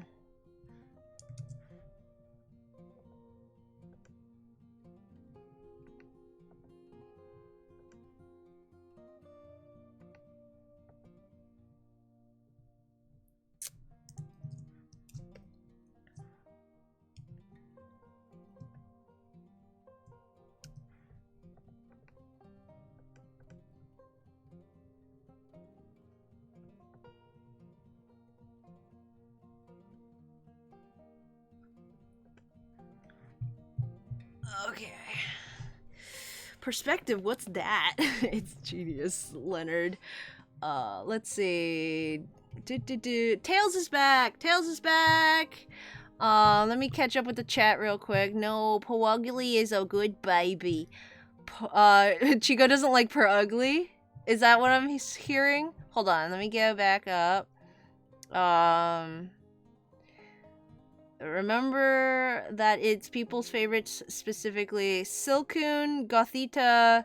Oh, I don't like Gothita or Gotharita or that line. Electrike, Young Goose got 0 votes. Oh no! I don't think anyone would pick Silcoon or Cascoon as like their favorite just because they're not interesting. But you could make them cute, I guess. It's just, why would you pick the Cocoon Pokemon? Young Goose, I'm surprised, got 0 votes. Young Goose could be fun. Electrike got 0 votes? Is Electrike... Wait, Electrike's the dog, right? Am I remembering that correctly? I want to say it's the dog and not the eel. Cosmoem is Nebby. Oh, okay. Nebby 2.0. Wow, people liked that thing over Electrike? I'm shook. Cosmos is the thing Lily carries around and evolves into either Sogaleo or Lunala. Charizard. Trubbish. Trubbish is very cute to me. But I know a lot of people don't like Trubbish or Garbodor. Garbodor? Everyone say like Charizard. They're gonna saying that sarcastically, but since there's no Pokemon I genuinely dislike, I think Charizard might actually be it. If it's like the only one that like actually makes you angry, I could see that being your least favorite over any like just poor design. Ugly, forgot the name, the little ghost one with boobs. The little ghost one with boobs. Are you talking about Mischievous or what's that what's that one with the weather? You know, cuz it kind of looks like it kind of looks like a ghost even though it's not a ghost. No Ugly's baby, disgusting. Hello, back. DC or Benja Royo. Hello, Benja Royo. Asking DC or Marvel. Let's see. I like the Marvel movies. I like a lot of the DC characters. It's hard to say. I know more about Marvel, but I definitely, I think... Oh, it's hard to say because I really like the DC comics and characters too. Like, DC for like animated cartoons, Marvel for like live action movies. I don't really read any of the comics, so both, neither. I'd have to read more. Heyo, they're both good for like different reasons, you know? Chico says, but to be honest, after having World built, I don't really dislike any because I've given every Pokemon a place. Tail says, we'll mostly be lurking since I'm trying to get work done. Good luck getting your work done. I hope I'm not too distracting. The babies always get a big moment at the beginning, so it helps them stick out. Master Wheeler says, oh hey, Tails is here. What if Ralts is in the bottom right in the fetal position crying? Just like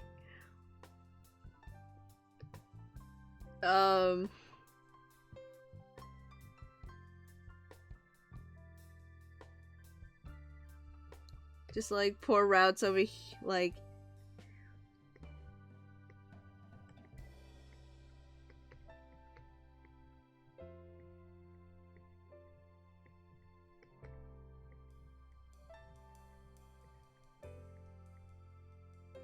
hold on. Fetal position implies,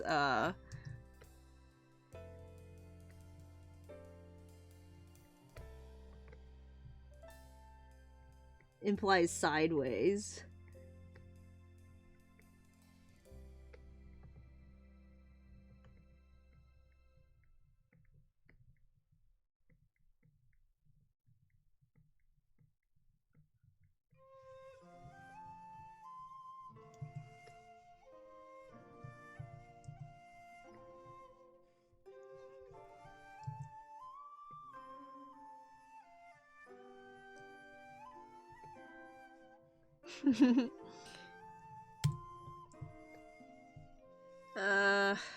Let's see.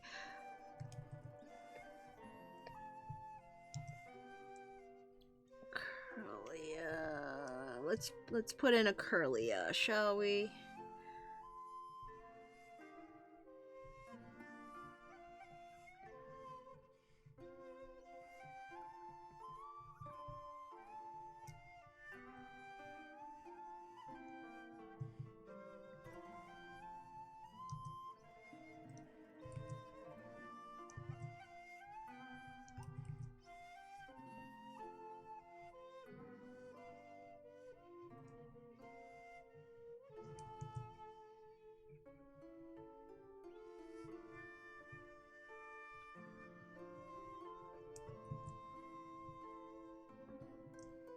Okay, I need to figure out what I want Curly, because I'm not really a fan of this pose.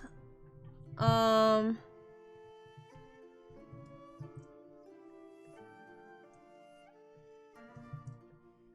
want to see if I can get her doing something a little more dynamic, maybe.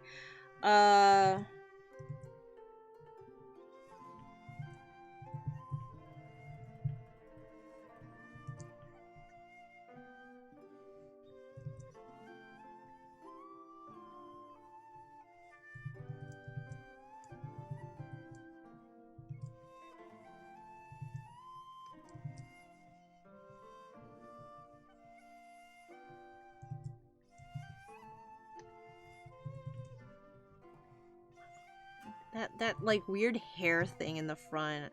Just what do I do with it?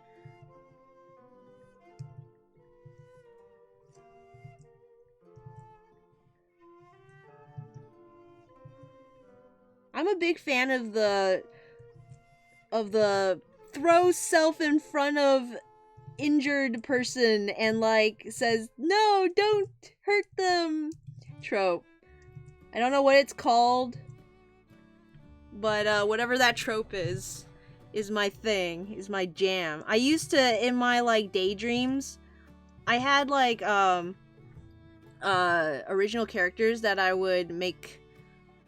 I would insert them into stories, like anime that I was watching, but I was also would also like kind of make up stories for them, and every single scenario would involve them getting injured and like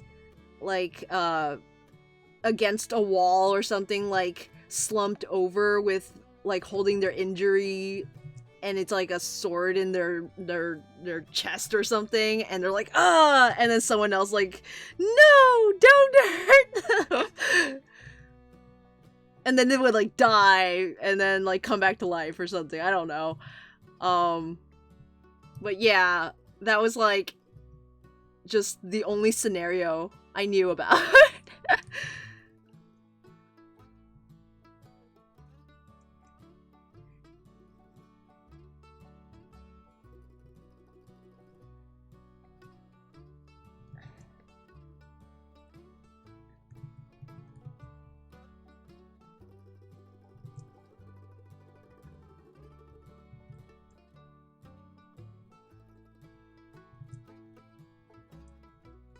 I'm trying to make it so that she's like protecting him but not T-posing.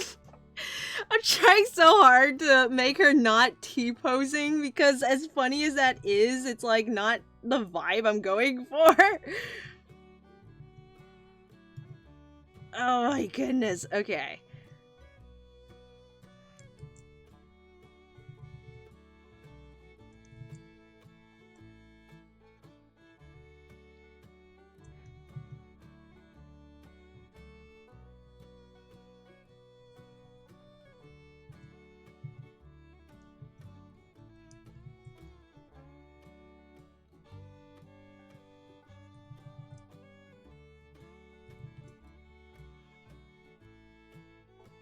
Maybe she can be holding her hand out to both. Like, she's not protecting him, she's like telling both of them to stop fighting.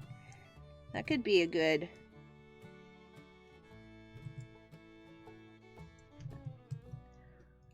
Let me see if I can get that.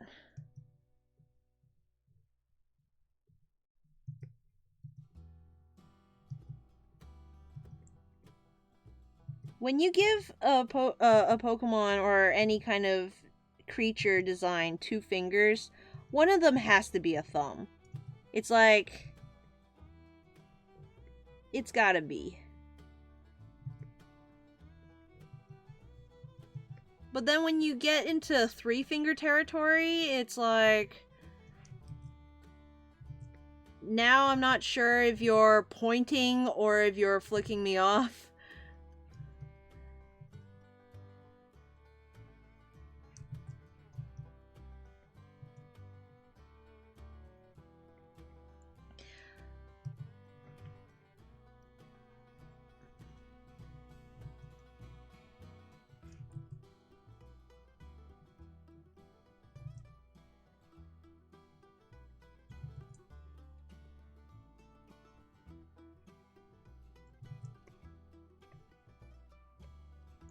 Trying to like figure out what this perspective is. She's kind of coming from above, so I would have to show the underside, right? Like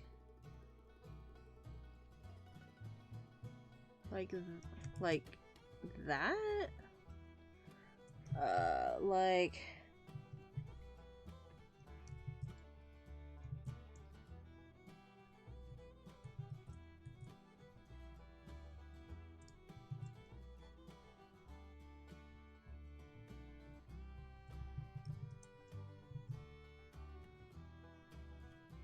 that...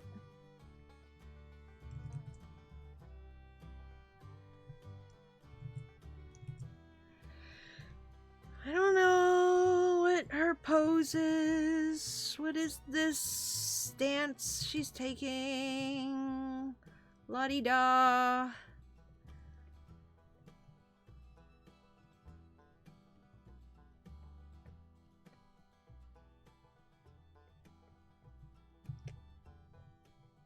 Needs to be more...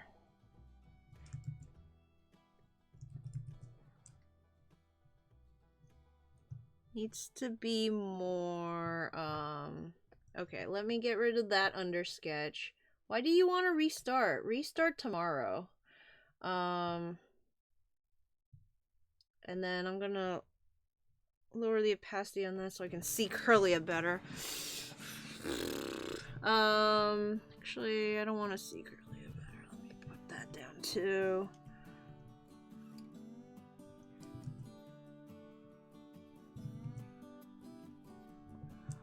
Sorry guys, I forgot to pay attention to you.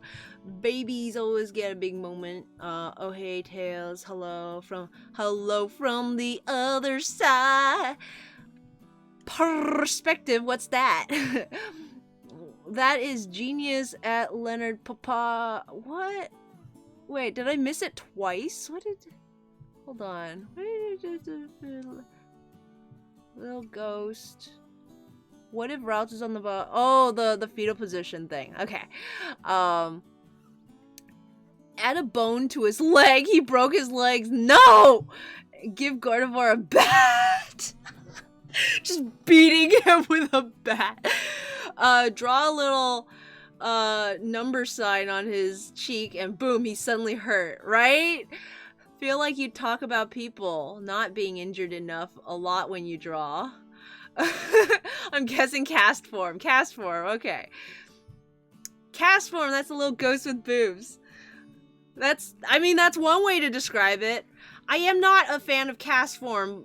I always forget it exists, though, so I don't know. It doesn't, like, offend me, I guess. Not yet, at least. Found it. Fetal position means thumb and mouth. Rocking back and forth. Protect trope. AKA standing for the weak trope. Maybe that's how Gallade and Gardevoir got her heart-shaped thingies. Just, like, stabbed right through the... Shot through the heart! And you're to blame! Bonus points if the weakened one is bad A, and the one standing up is a wuss. Overcoming his cowardly. Yeah, I love that. That's awesome.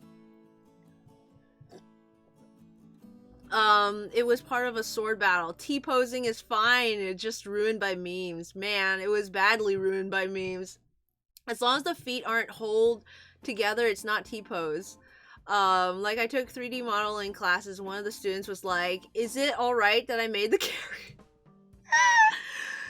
Is it alright that I made the character T-pose? It's just like, you're supposed to do that. How are you supposed to model the characters? Exactly. Da Vinci first invented the meme in the Renaissance. They stole it from him. What is that guy called again? Is it just the Renaissance man? I forget what they call it. I'm a bad art student. I took art history. I know things. I like Clank from Ratchet & Clank's hand. It's got one thumb, one index finger, and an area for the rest of the fingers merged together. Hey, what's your stand on stealing ideas, even if the execution is somewhat different to completely different? I'm taking art history right now. Oh, yay! I hope you're enjoying it. Chico. There is a saying in art school. It goes like this. Amateurs steal. No way, I got it wrong. Amateurs borrow, but professionals steal. So it's like... you shouldn't, like, steal things, like, in the legal sense. Like, just copy straight up, I guess. But there's no other way to learn than to, like, just, you know, copy the masters. So you start with like, copying. You eventually develop your own stuff, but even then, you know, find out what works for the people that that inspire you, and just do that. and if you're changing it, you're not stealing, honestly. It's you're being inspired by, you're appropriating, maybe. Honestly, there's nothing wrong with stealing if it's in like the public domain. I mean, uh, Disney has made an art of just using stories that exist. So, what is it again? Amateurs borrow, but professionals steal. We had that on like a sign in the printmaking classroom. I know things. 2019. Asking mainly because I see a lot of good ideas that are really badly executed. If you steal from enough sources, it's a collage. And if you make fun of what you're stealing, it's a parody. And if what you're stealing is famous enough, it's a homage. I don't know.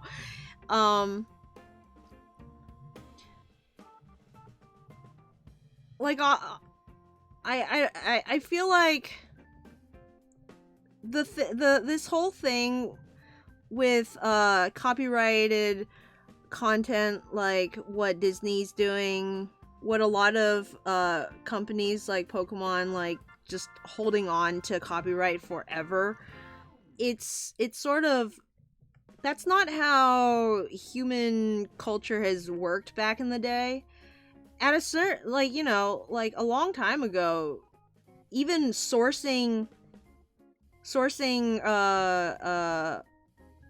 text in your writing wasn't really a thing, which makes makes historians' jobs really hard when there's no bibliography for like I don't know, the Bible. Like like writers in the Bible would quote Old Testament stuff in the New Testament all the time and just not source their text because it just wasn't a thing that you did back then. So you know, you have stories, and you expect to be able to like build upon what's come before and create new things. I mean, meme culture is basically like what it's become now, because actual content isn't, you're not allowed to use it or build upon it anymore because people own that stuff now.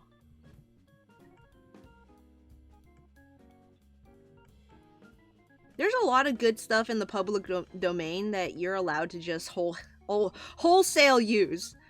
And there are like lists out there. You should definitely look up and try your hand at. If you're like, if you wanna do a project like a comic but you don't know what to do, like you don't have a story, you can still start. Just like take one of those stories. I've always wanted to do, I know it kind of defeats the purpose if I add Pokemon to it because then it's not public domain stuff anymore, but I've always wanted to do a Pokemon rendition of Journey to the West. And just like retell it with Pokemon characters.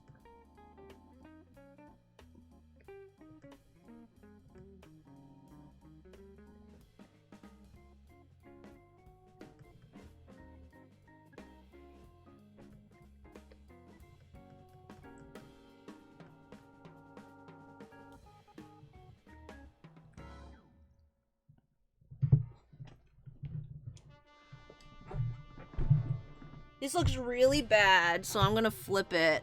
I can't get it to look right. I think... Let me see if I can... Okay, so... I know what the issue is, sort of. I'm just not sure how to fix it.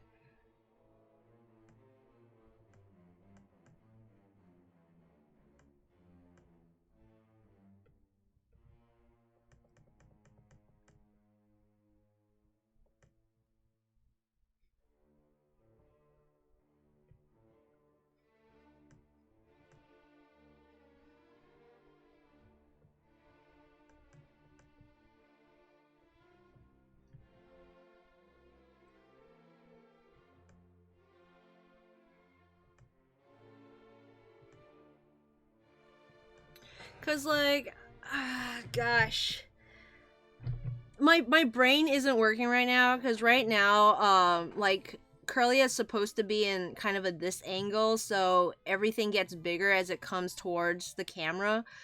But then her arm is going like down and up because of the like people that she's like holding her hands out to. So it's just not making sense in my brain having it get smaller, but also like and I think I did the legs wrong too.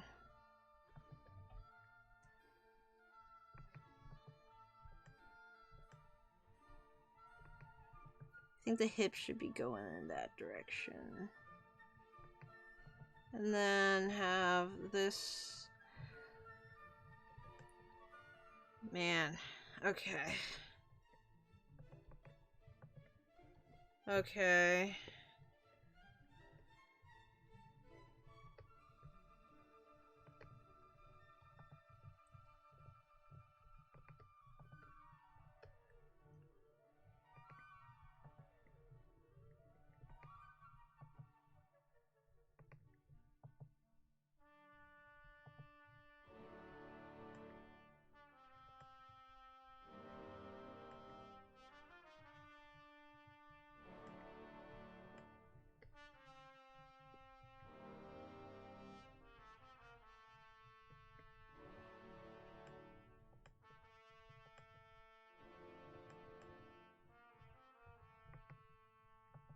Maybe I figured something out.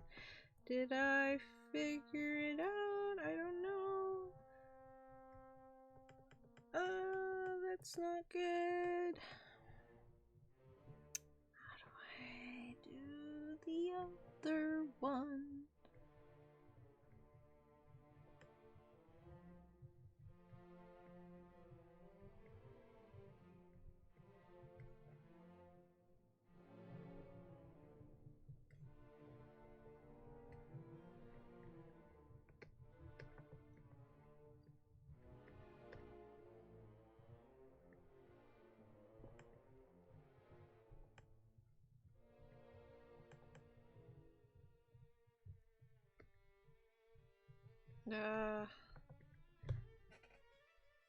Flip it back. What does it look like? Okay, I need you to be...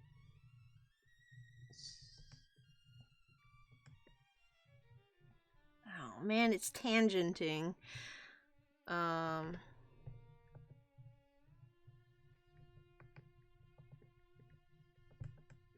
With the dress there, but I can move the dress, I think. I can't move the arm any further or it'll look weird.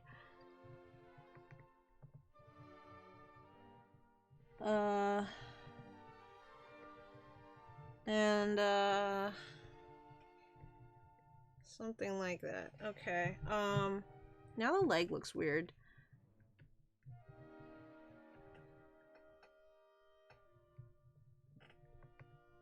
Make it go down and then up.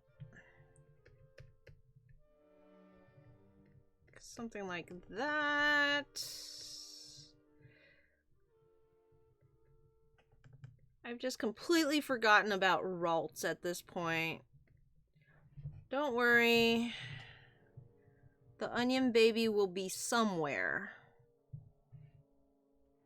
I just want to get this part good. Okay, let's erase what we got here.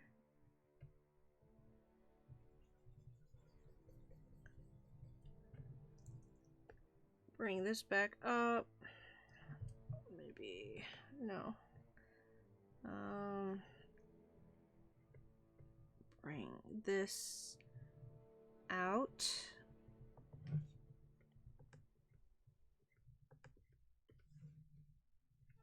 Because I want to be able to see that loop without it being like super close to the leg there. That's a little better, I think.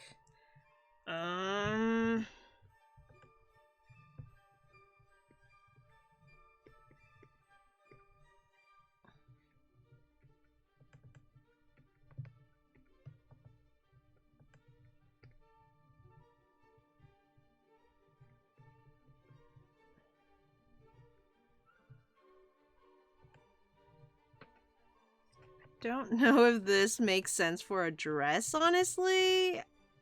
Maybe it needs to...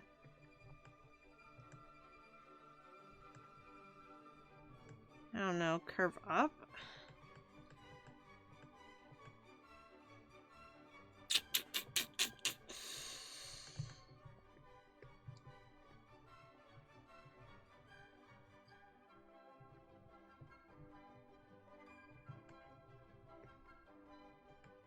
Because then it goes down over to this, so it kind of...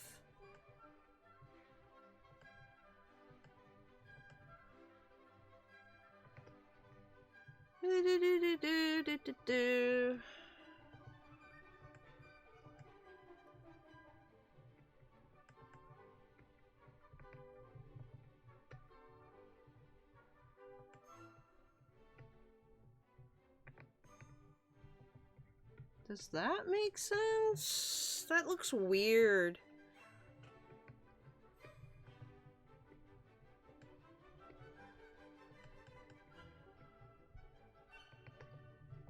Maybe I need to make it more sharp. Like that. I'm gonna leave that. No.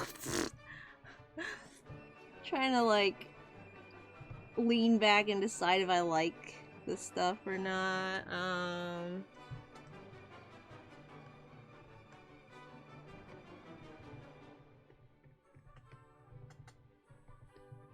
It's like this part is green down here.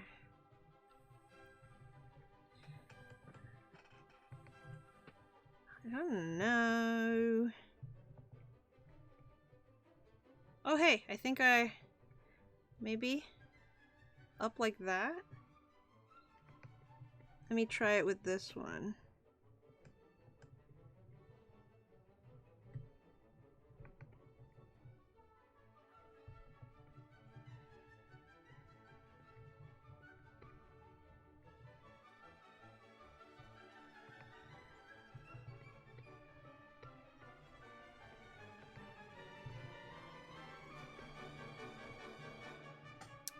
I don't know what I'm doing, guys. I don't know how to draw frills or flows. I was asking mainly because I see a lot of good ideas. If you steal from us, you're the greatest philosopher of our time, Zero. Oh, pshaw. Profound sayings all around. Plus, they're funny, which is the best way to acquire knowledge. Dude, what if Ralts' family were actually grass types? Like the way you've drawn the skirt looks like a leaf. Plus all the onion lore and the onion lore and the greenness. And the pink thing is actually a flower about to bloom. I mean, it makes sense to me. I mean, while doujinshi is pretty much illegal, a lot of people get their start there. And, you know, this is where we are doing Pokemon stuff, which is also technically... It's just, why does it have to be technically illegal, you know, with all the copyright stuff? Eventually... Oopsies. Eventually things should be released to the public domain and like let us you know, build upon what's been made and I don't know, continue the creativity stuff and brain working. Journey to the West Pokemon would be a genius idea, as long as Pig is Pignite and not Grumpig. Why? Why don't you like Grumpig? I chose Grumpig as Pigsy. It's got more resemblance to Pigsy, I feel like. Pignite is too heroic, you know? It's like if Monkey was a pig, is what Pignite looks like. When Monkey transforms into a pig, he looks like Pignite. When Pigsy is being a gremlin, he's a Grumpig. Or their yet unrevealed Pokemon. Everyone, what about Ralts? Zero Hoomst. Zero with Mariah Carey's voice. Oh shoot, what does Mariah Carey sound like? Not that I don't like Grumpig, it's my favorite. Have you seen my Journey to the West illustration? I used Grumpig for that one.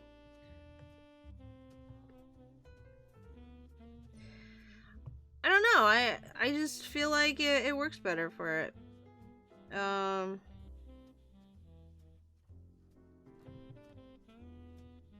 Stop! You morons! Stop fighting!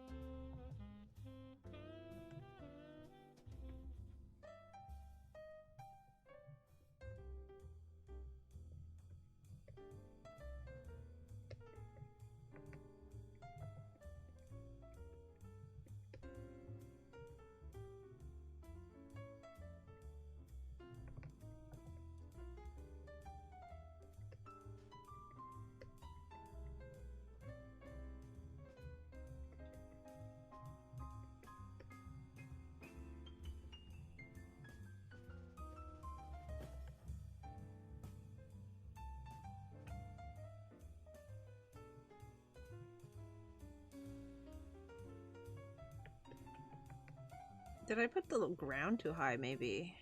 Let me try to lower the ground slightly. I think that might help with the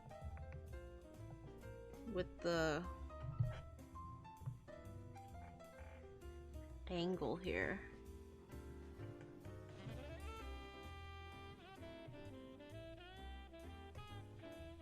Trying to do single point perspective without any guidelines.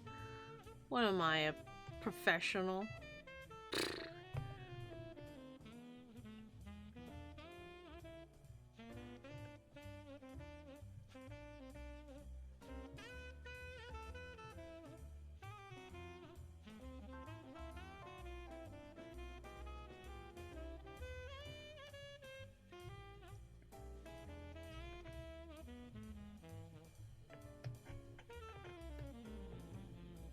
Does Curly have anything on her chest? No, she's literally just bare. Pig Night is my favorite and also is Chinese themed.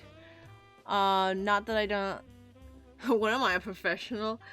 Okay, but hear me out, okay? Grumpig, as far as I remember...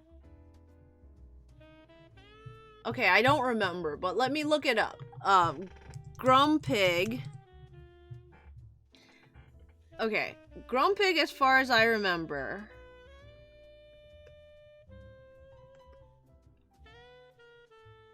has, like, these Asian eyes, right? It has these Buddha, like, dot things on its head. Of course, they turn him into, like, pearls, so they're, like, actually standing up, but... And then, it's got these Buddha ears. These Buddha, style pig ears that kind of hang low, which is very a Chinese aesthetic. Okay.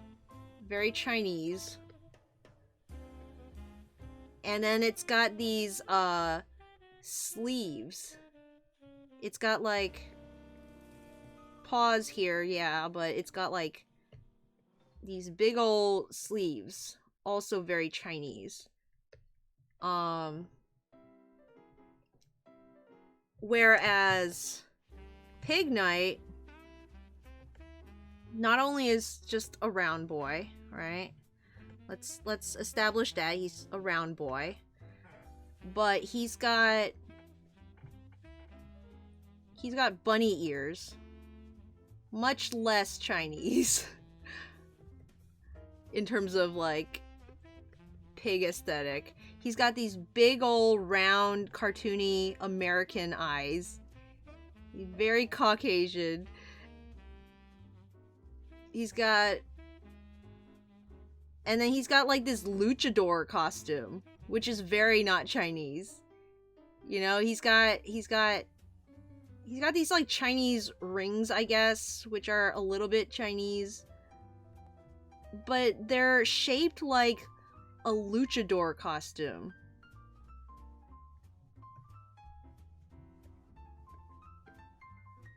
And he's got like luchador arm thingies. Maybe that's actually just Embor. I can't remember if Pig Knight has them also, but I feel like he has these like yellow things on his arms too.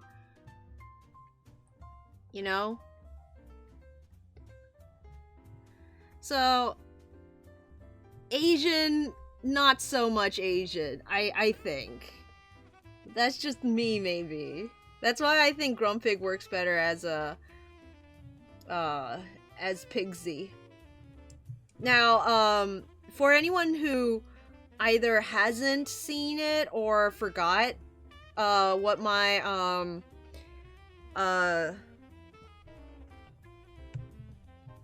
whatchamacallit, the Journey to the West picture that I did, but what Pokemon do you think should be Sandy?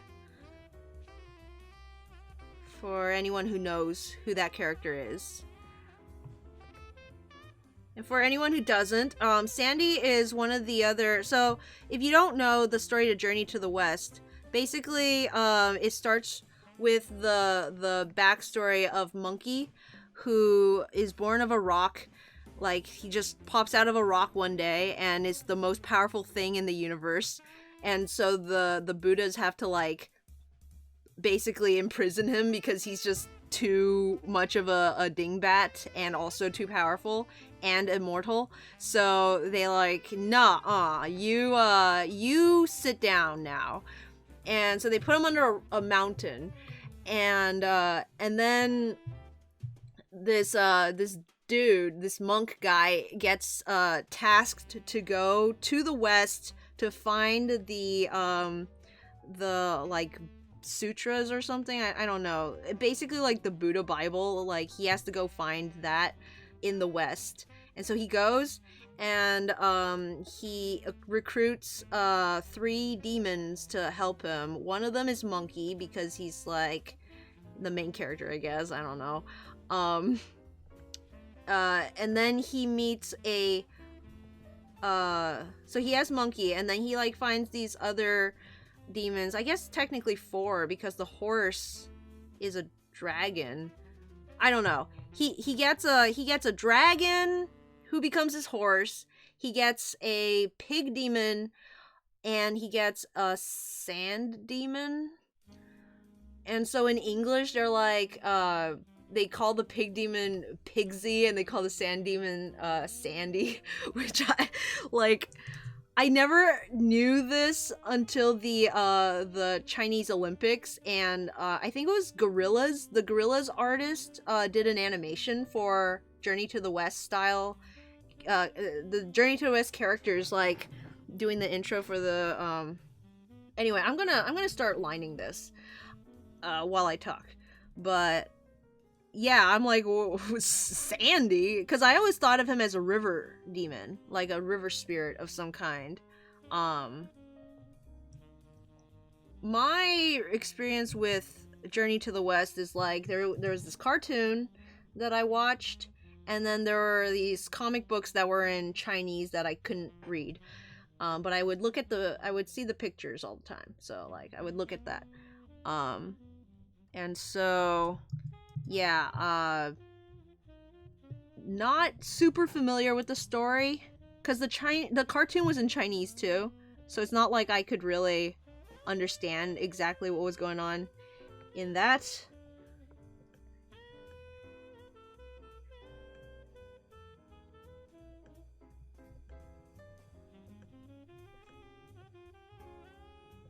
If I remember correctly, Monkey's name is Sun Wukong. The pig's name is Zhu Bajie, and the sand demon's name is Sha something. What was his name? Shoot, I can never remember that last guy.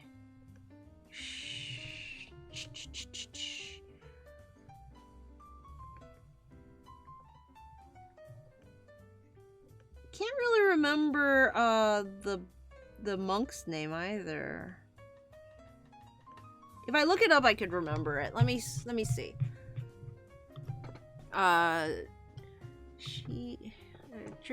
Journey to the West, or Shioji in Chinese. Let me see if I can read any of this. Sha Wu Jing. Wu Jing. I don't know. That doesn't ring a bell. Tong Sun shoot. Yeah. Usually I would like Juba Jia, I definitely remember. But I can't even recall the other ones. Like, I thought maybe seeing it would ring a bell. Well, the channel is called Zero Pro Studio.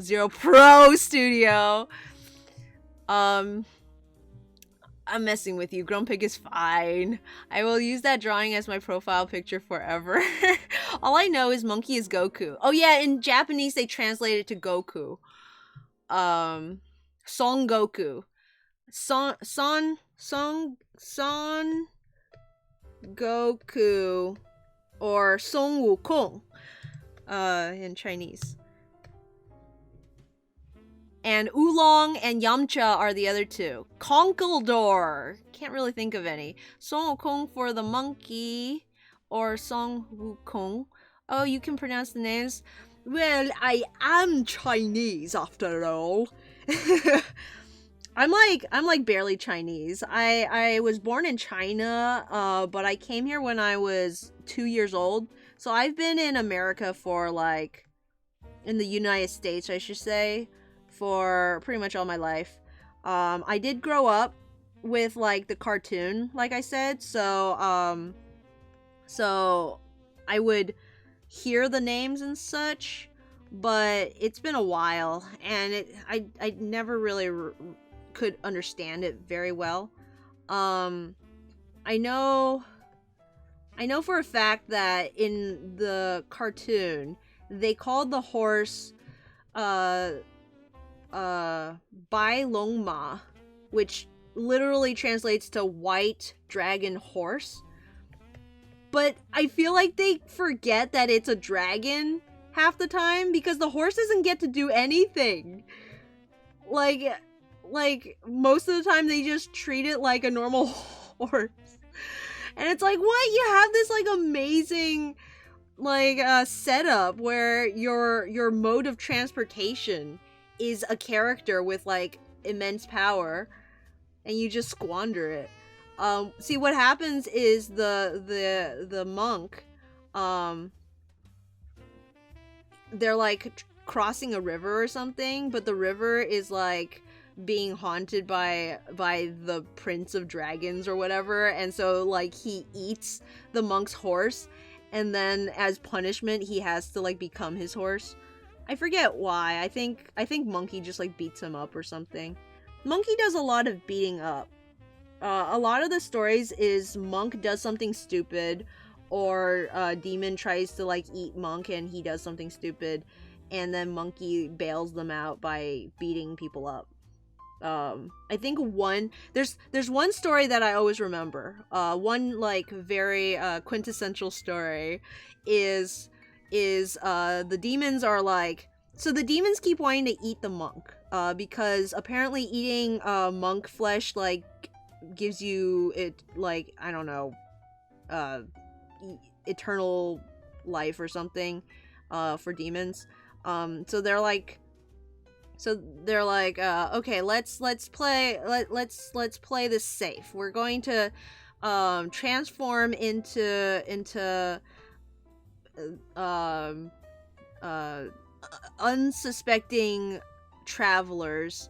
I think the first one is like a small child. So this demon turns into a small child, and it's like, oh, boo-hoo, I'm lost, can you help me? And the monk's like, oh, you poor thing. But Monkey has these special eyes that can see your true self. So he sees that it's a demon in disguise. So he like instantly kills the child. And the monk's like, how dare you? And he like chants this sutra that gives Monkey a terrible headache, because that's how he controls him. And so he's like, okay, I won't do it again. I'm sorry. And then the next time they like come across this old lady, who's obviously like, you know, a demon in disguise. She's like, oh, have you seen my child? I've been looking for my child. And then Monkey's like, oh, it's a demon. So he like kills her. And the monk's like, you killed an old lady! And so he like chants the sutra again. And then like later they keep walking, and then this old man comes like, oh, I'm looking for my wife and my child. And Monkey like kills him because he's a demon. And then the monk's like, I banish you! It's so dumb, but I don't know. I like it. It's there's something very nice about like fairy tales and old stories where it's like the cyclical nature of everything happens in threes, and like characters can be really dumb sometimes, but it's just wah wah. Monkey obviously doesn't even care. He like goes back to his like paradise mountain and just hangs out, and Pigsy and Sandy are just the worst. So like the monk instantly gets kidnapped or whatever, so they have to go to Monkey and they're like beg for his forgiveness. It's like, come back and save us. Yeah, that's the one I remember. And then like, you know, obviously it's the intro, the whole prologue that basically details how Monkey became so powerful and just how OP he is. Monkey is like the most OP character in all of literature ever. Whoever said you can't like tell good stories with OP characters, it's like Journey to the West is the quintessential Chinese literature. One of like the 8 that they were allowed to have. And super OP character right there. The Monkey King is the weirdest but best character. It's actually just how these Chinese characters are pronounced in Japanese, if I remember correctly. Kind of like Amarillo. I'll avoid mentioning China and politics forever. If there's one thing I know about Goku, it's that he bails a lot of people out by beating someone up. That's messed up. Yeah, from what I hear, he's still stronger than Goku, even now that Goku is beating up gods and such. He's stronger than everyone. I hear he's even stronger than Ash's Pikachu. But don't tell Wheeler that.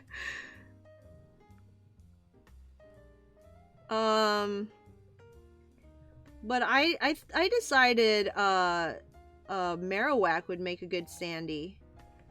Even though like I've always thought of Sandy as a river demon spirit thing. He's actually his punishment for some crime or other in heaven was to be banished to Earth, and like he has to eat people, I think. I forget what he did, but he did some kind of atrocity or whatever, and he's being punished for it by being turned into a demon, and he has to like eat people. So he wears a necklace of bones. So I'm like, oh, bones. That's like Marowak's whole thing is bones. So I decided he could be Marowak, and plus Marowak's like a ground type. And then I made the idiot monk an Audino, because that's basically what Audino are. Like they're too nice to live. You know, they like go around healing everyone they meet, even though all trainers want to do is like kill them for XP, for EXP. So I thought that would make a good good monk character. I'm really upset I can't remember their name.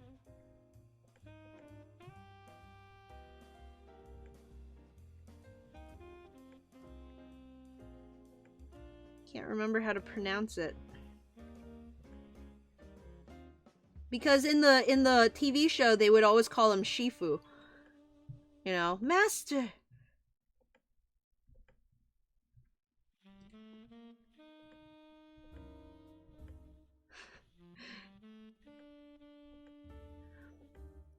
It cracked me up when Kung Fu Panda came out, and the red panda is literally named Shifu, and I was just like rolling around laughing because when they call him Master Shifu, it's like Master.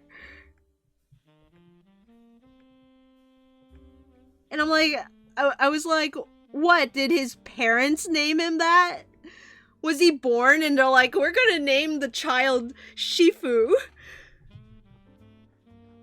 I mean, I guess it's better than like everyone else who's literally just their animal name.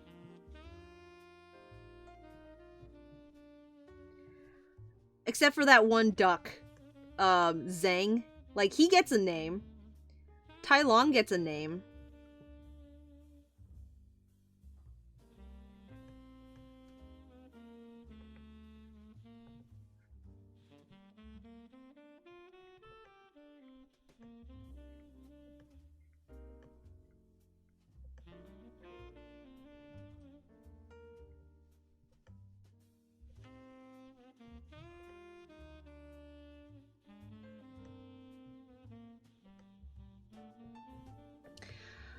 I am not going to be able to finish this today, it seems.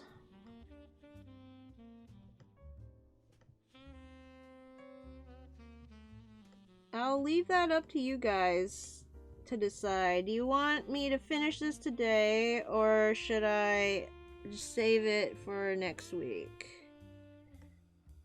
Because I don't want to keep y'all up too late. I don't know what time zones are, but it is almost 12 o'clock here.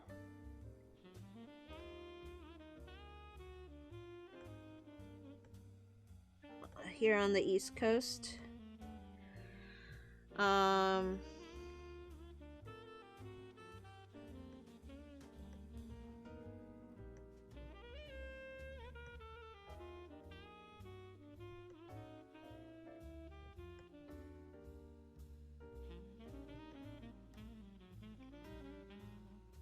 Kick. Let's see, yeah. Ash's Pikachu did enter the realm of characters beating up gods at the end of Alola. Isn't Infernape literally based on Journey to the West? Yes! Infernape is definitely, Sun Wukong. I decided to make my monkey, Monferno. Because I just like Monferno better than Infernape, and also he's cuter. It's like, I don't know. It seems more like a rough and tumble sort of main character rather than like Infernape, which seems like a really cool character. And Medicham and Mian Xiao could be good monks. That's true. Mian Xiao would make a good monk. I think I would make those more. There's another character that would actually fit Mian Xiao very well. Mian Xiao's the white one, right? The one with the long sleeves. So there's this goddess that keeps showing up that like she's the one that gives the monk the head bracelet, that the headband that Monkey wears. So Monkey's introduction is like basically the whole first act of Journey to the West is all about how much of a butt Monkey is, and like all the trouble he causes up in heaven and like down on earth and under the earth and all that. He's just like all over the place, like causing trouble. I feel like this is too small. I feel like I made the spike too small.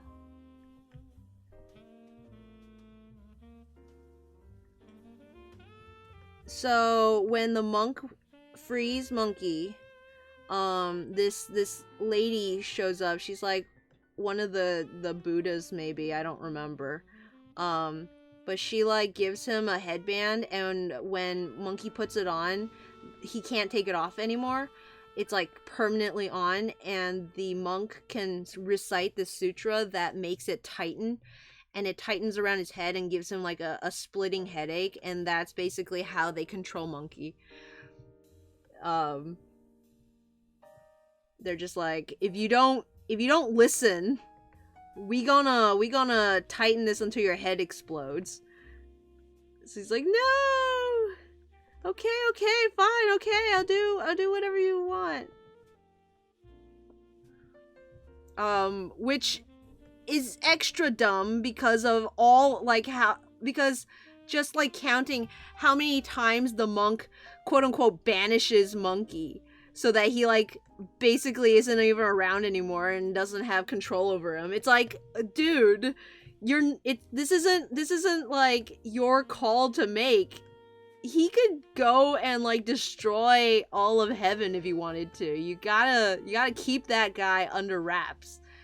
Can't just like banish him every time he like makes you upset.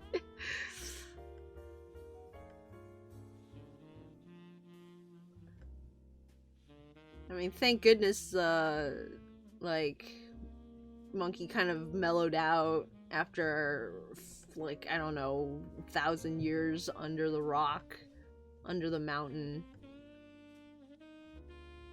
He's like a grape. He just pressed all of that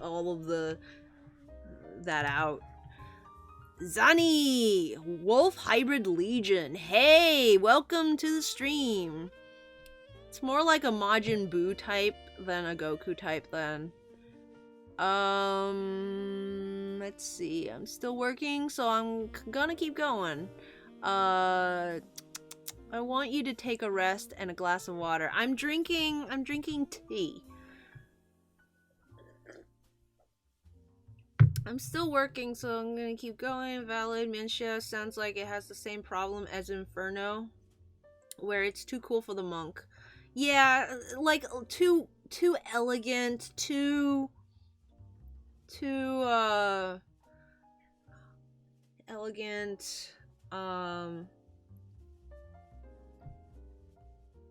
was another word, but I can't remember it.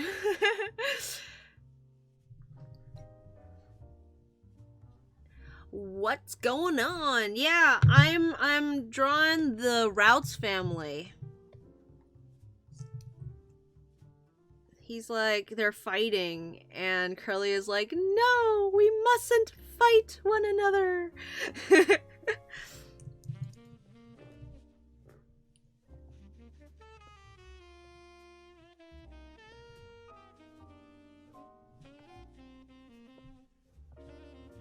I'm trying to make it, like, I don't know what to do with his legs, really. I'm trying to make it look like he's actually grounded, but I'm not sure what that looks like, so...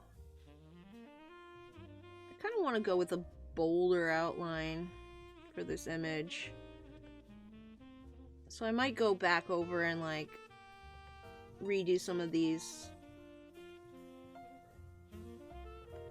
I also kind of like how parts of this are just black, like on Curlia's skirt thingy. So I might also add some of that kind of shading around afterwards.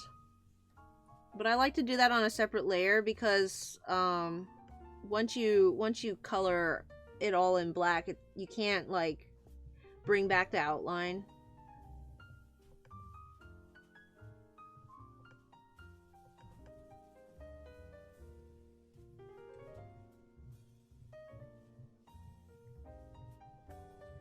So funny thing enough, Wheeler, the pro in my name actually stands for production, not professional. And I used to joke that I was Zero Pro Studio because I produced the zero work. Took me a while to figure out if I was studio or studios. My friend told me that I'm hardly a studio because I'm just like one person. So I'm like, that's right. I can't be multiple studios. If I use studios, I would have to be multiple. So for me, I was like just thinking about how it sounded, but thinking about it logically, I decided to change all my names to reflect that.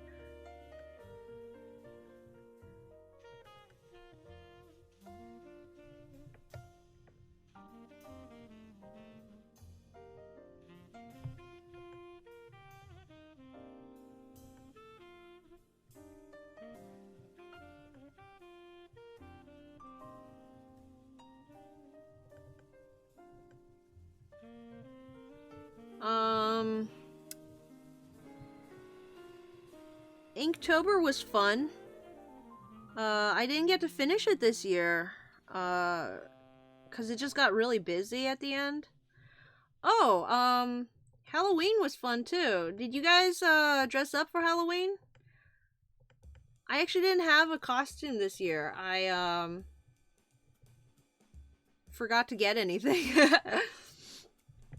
We did a trunk or treat thing at my church, but it was like 100% going to rain. So instead of doing it outdoors, we moved our trunks indoors and well, we didn't move the actual trunks indoors, but we like set up tables in the hall and decorated those instead of the trunks.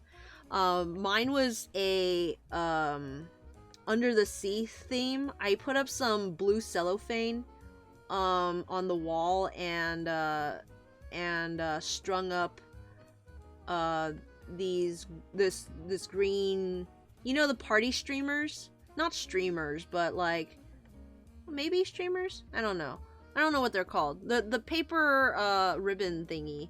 I taped a bunch of those on the ceiling so they were like hanging, and then I like threw toy animals, stuffed animals around, like ocean themed stuffed animals.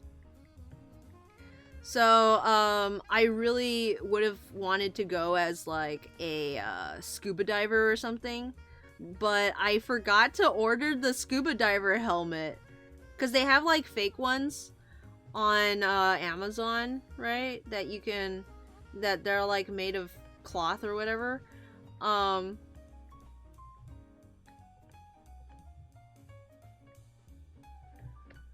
Yeah, I literally just forgot to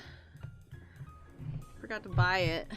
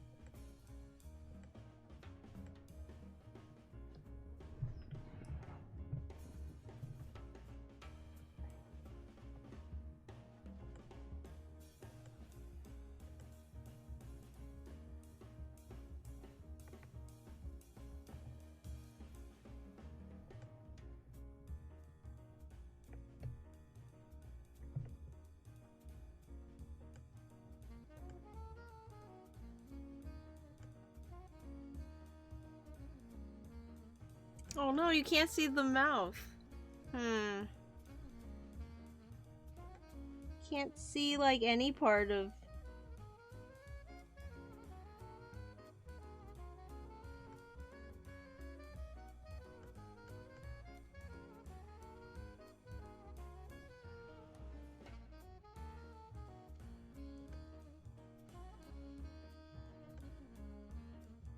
That's sad.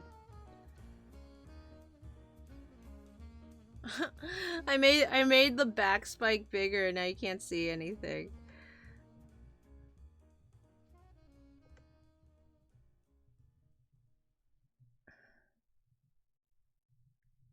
Well, I can at least make the lines thicker.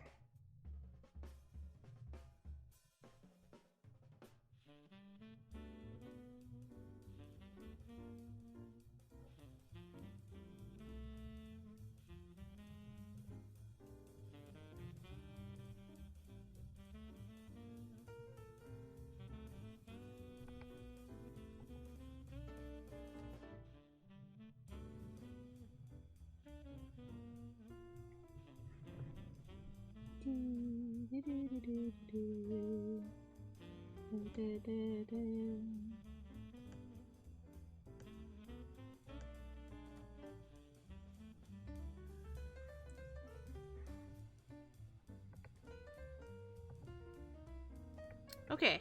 Well, I got Galaden.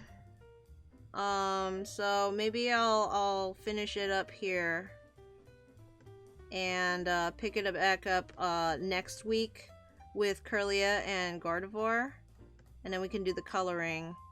Do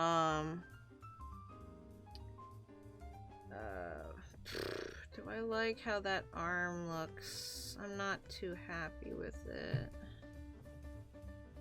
But let's end the stream with a little doodle, shall we? If you want, go ahead and put in your favorite second stage Pokemon. Second stage evolution. And I'll try to draw that.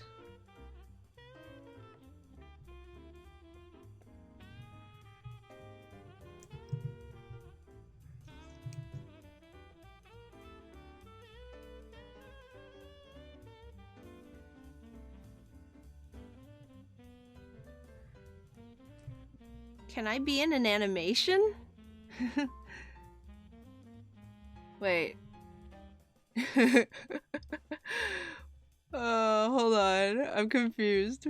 What's the animation? What's it about? It's not an animation. It's just an illustration. I think I have a soft spot for characters who look serious and imposing but are actually serious.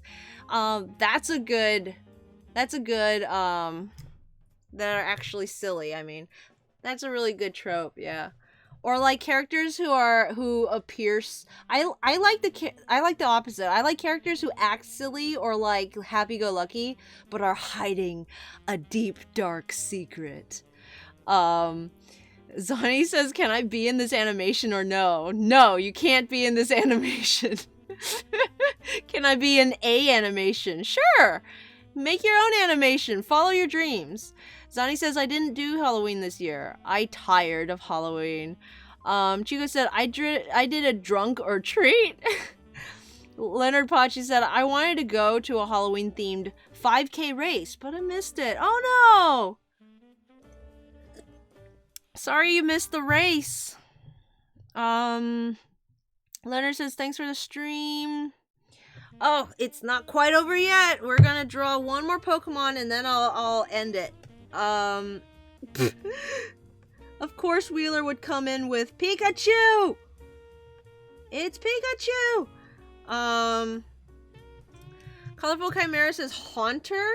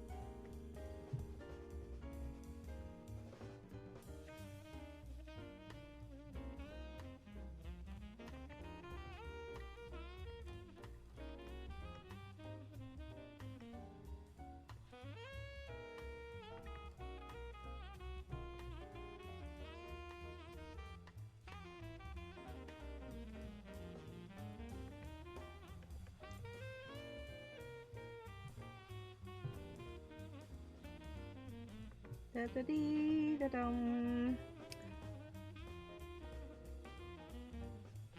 Haunter always reminds me of the anime. There's some Pokemon that are very tied to the anime for me. Haunter and Onyx, I think, are two big ones. Whenever I think of Haunter, I always think of that episode where he like licks his eyeballs off and like juggles them in his mouth or something. And then like Onyx obviously is Brock's Onyx. A very good boy.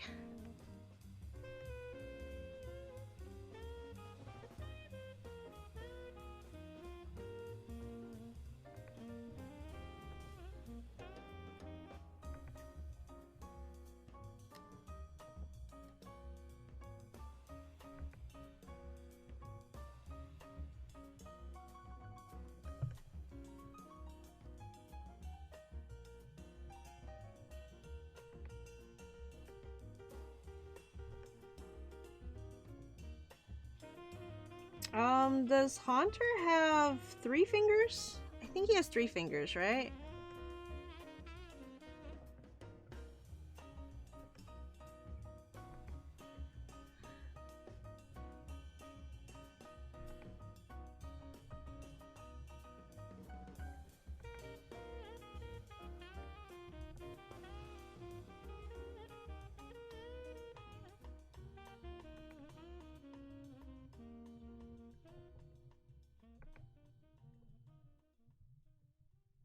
Something like that. And, hands are hard. Hands are difficult.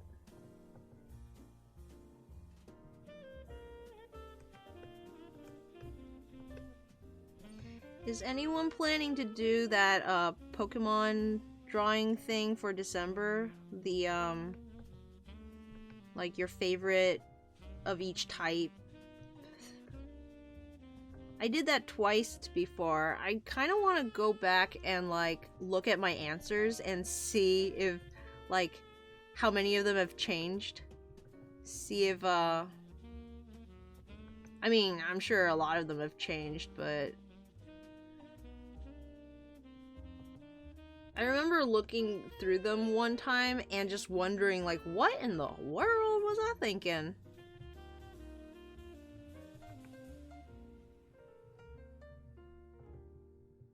And I'm sure whatever answer I come up with right now, like a year from now, I will still be like, what in the world was I thinking?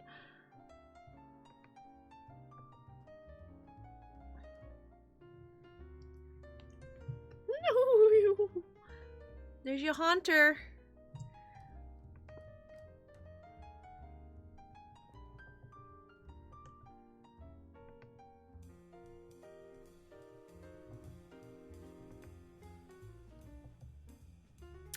And, I guess just for good measure, I can do a quick Pikachu as well.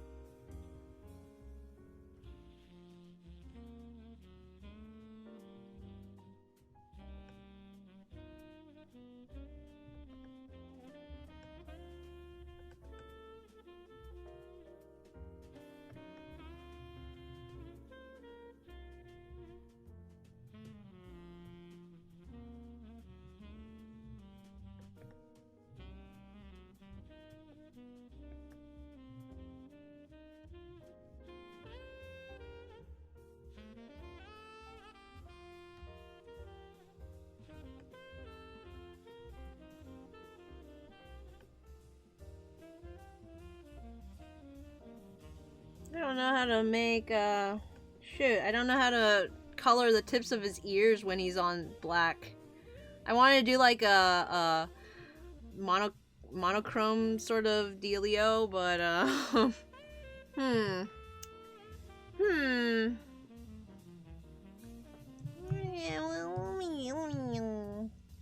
let's see what I get here.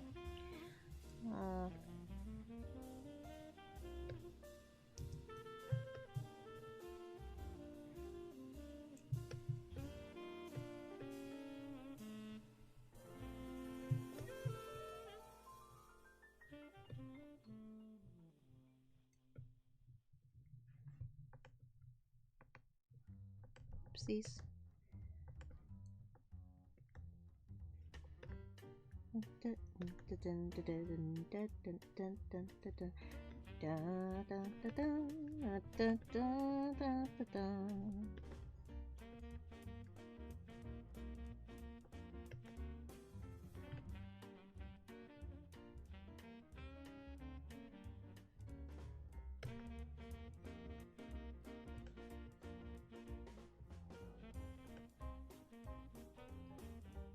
Whatever. I guess he just doesn't get them.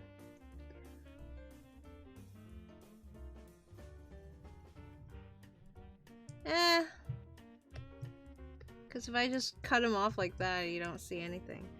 Alright, then that's the show, y'all. Thanks for coming.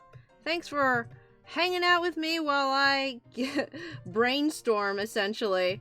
That's all we really got done today, but I think that's the hardest part. So next week we'll be next week we'll be able to finish off our Ralts family. I think it's I did kind of expect it to be a difficult one, so it did not disappoint me. But I think I'm liking what we got so far. It's actually quite a nice composition that we ended up in. Nothing boring like just the Pokemon just standing still, you know, like waving to the camera.